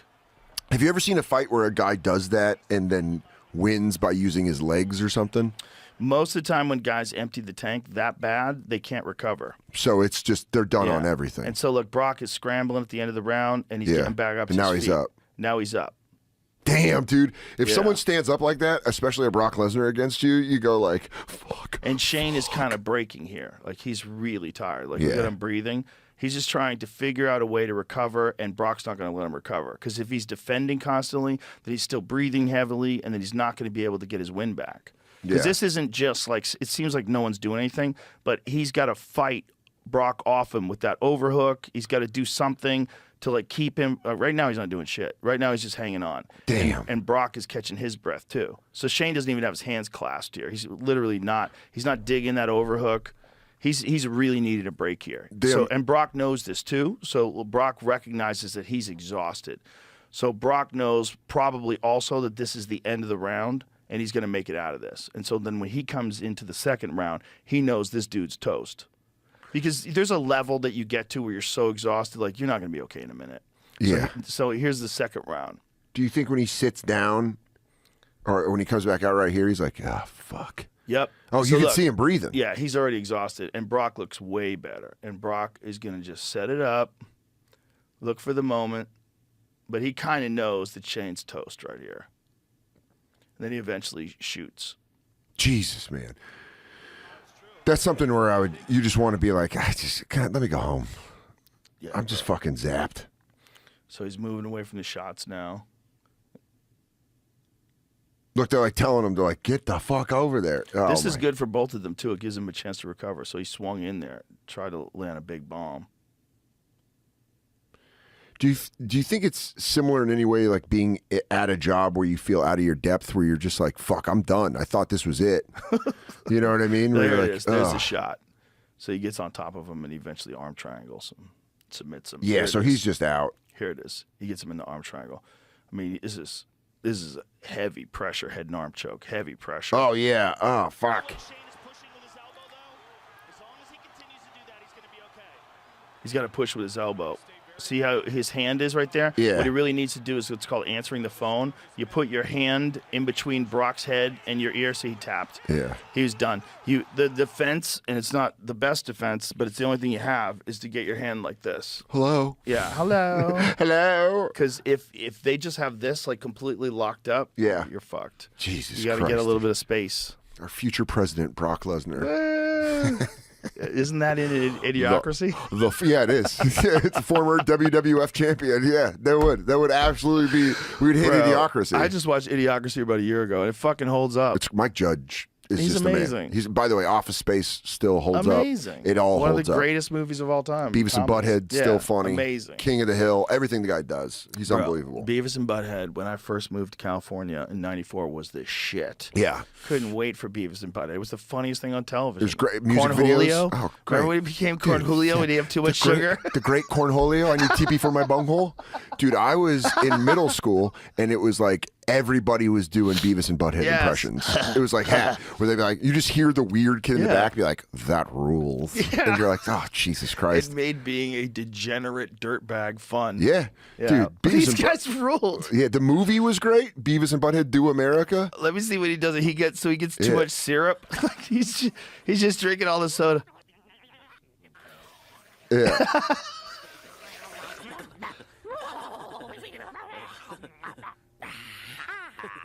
I am Cornholio. Yeah.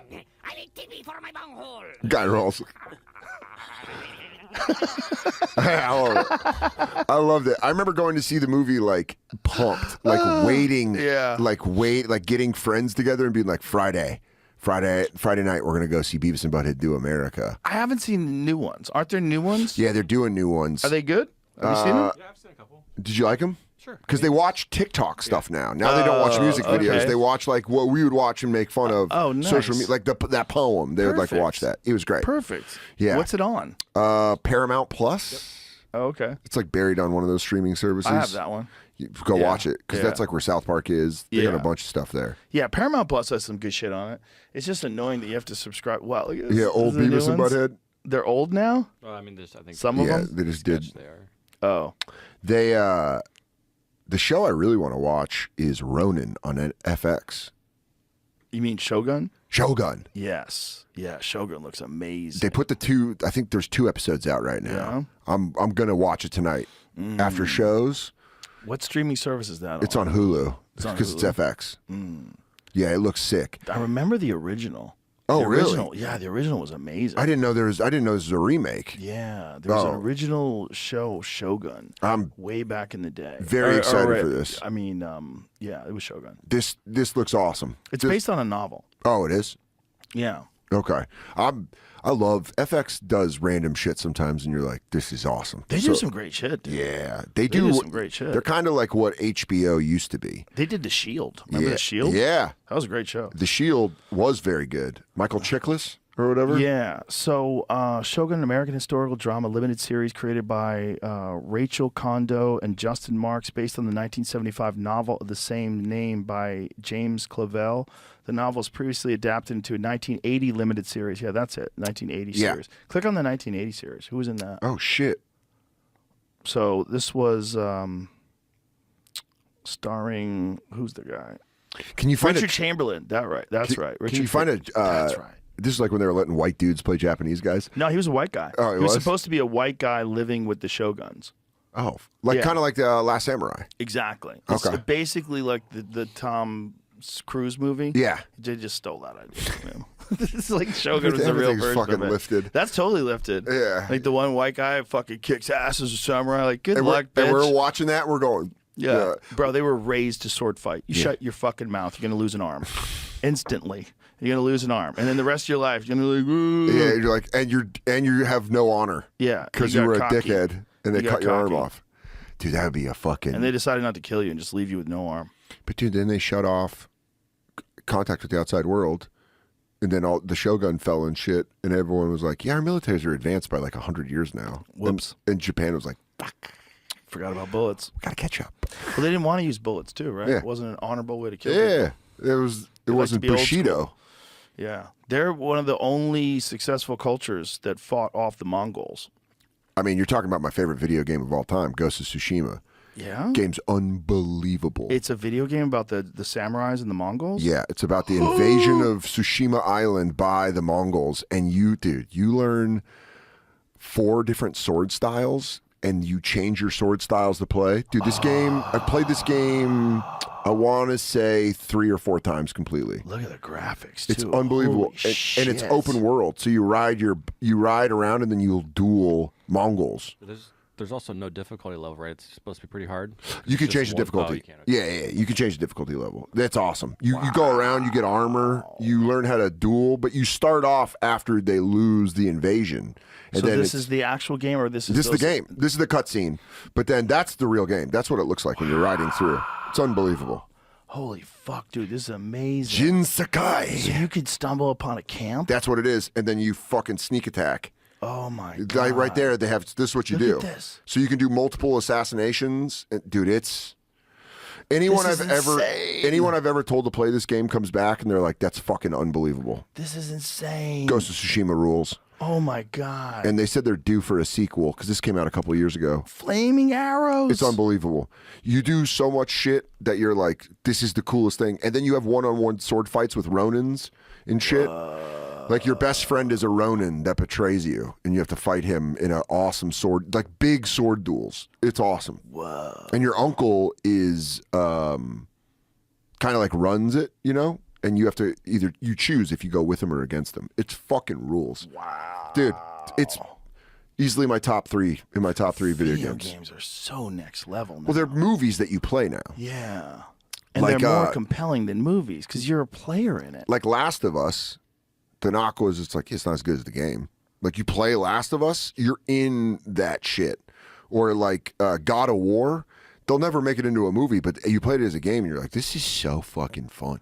Wow. You just get into shit. Spider-Man 2, the video game, is better than a real video game. I'm a junkie. nerd, Joe. Yeah, you're a junkie. I'm a dude. Fucking right in the veins. Spider-Man 2. I mean Ragnarok. It's unbelievable. Wow, Spider-Man 2 is better than any Spider-Man. The video game is better than any Spider-Man movie they've made. Wow. It's as a comic book fan, it's better than anything they've made. Look at this. Yeah, dude. Balder versus Kratos. It's fucking insane.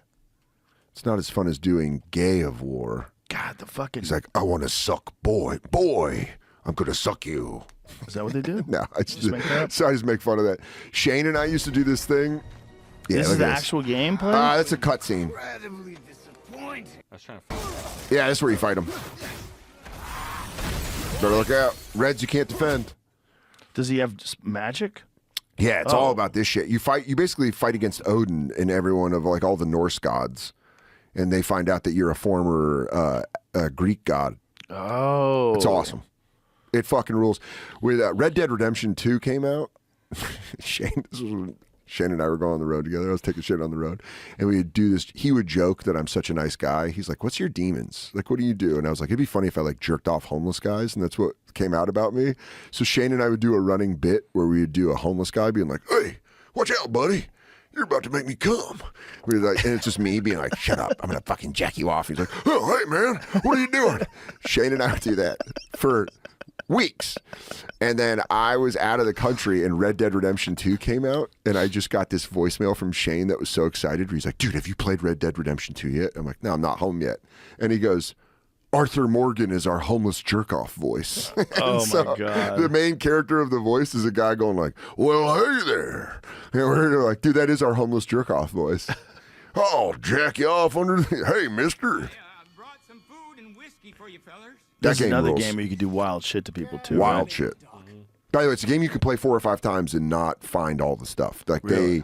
they put that much work into it, where they're like, "No, this is layered." You can go on treasure hunts and shit that you would never find unless you like win after it. You don't ever wonder if you're like killing too much time doing those things? All the time, dude.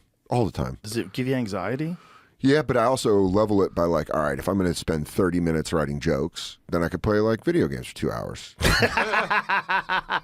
Because I'm high. What else am I going to fucking do? But Well, that's good if you give when I yourself quit like a little drinking, reward. my video game went up. Makes sense. Fills the time. That makes Because sense. honestly, like 1 a.m, I'll hang out at the cellar till like 1.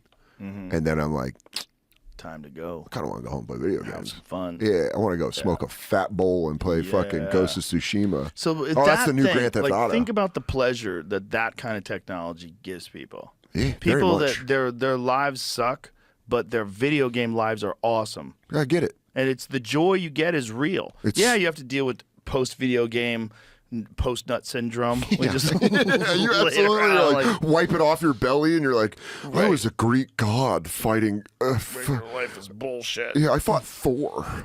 But it is, they do incredible shit. And that's why it's like it's moving away from movies and shit where Yeah. you're like, yeah, Spider-Man movies are really cool. But when you're actually Spider-Man and you're flying around New York City and then you got to go fight fucking Venom, Yeah. you're like, this is unbelievable. Way It's better. unbelievable. Yeah, and then they're going but to get you're right, those it things is- to be virtual. Yeah, it's drugs. Yeah, the heavy drugs, man. Heavy dope, Heavy. Heavy. And you better believe when I get to my hotel in San Antonio. Dan Soder, you're the man. Dude, Thanks a for fun being hang. here. Appreciate you. You're always fun. Dude, thanks for having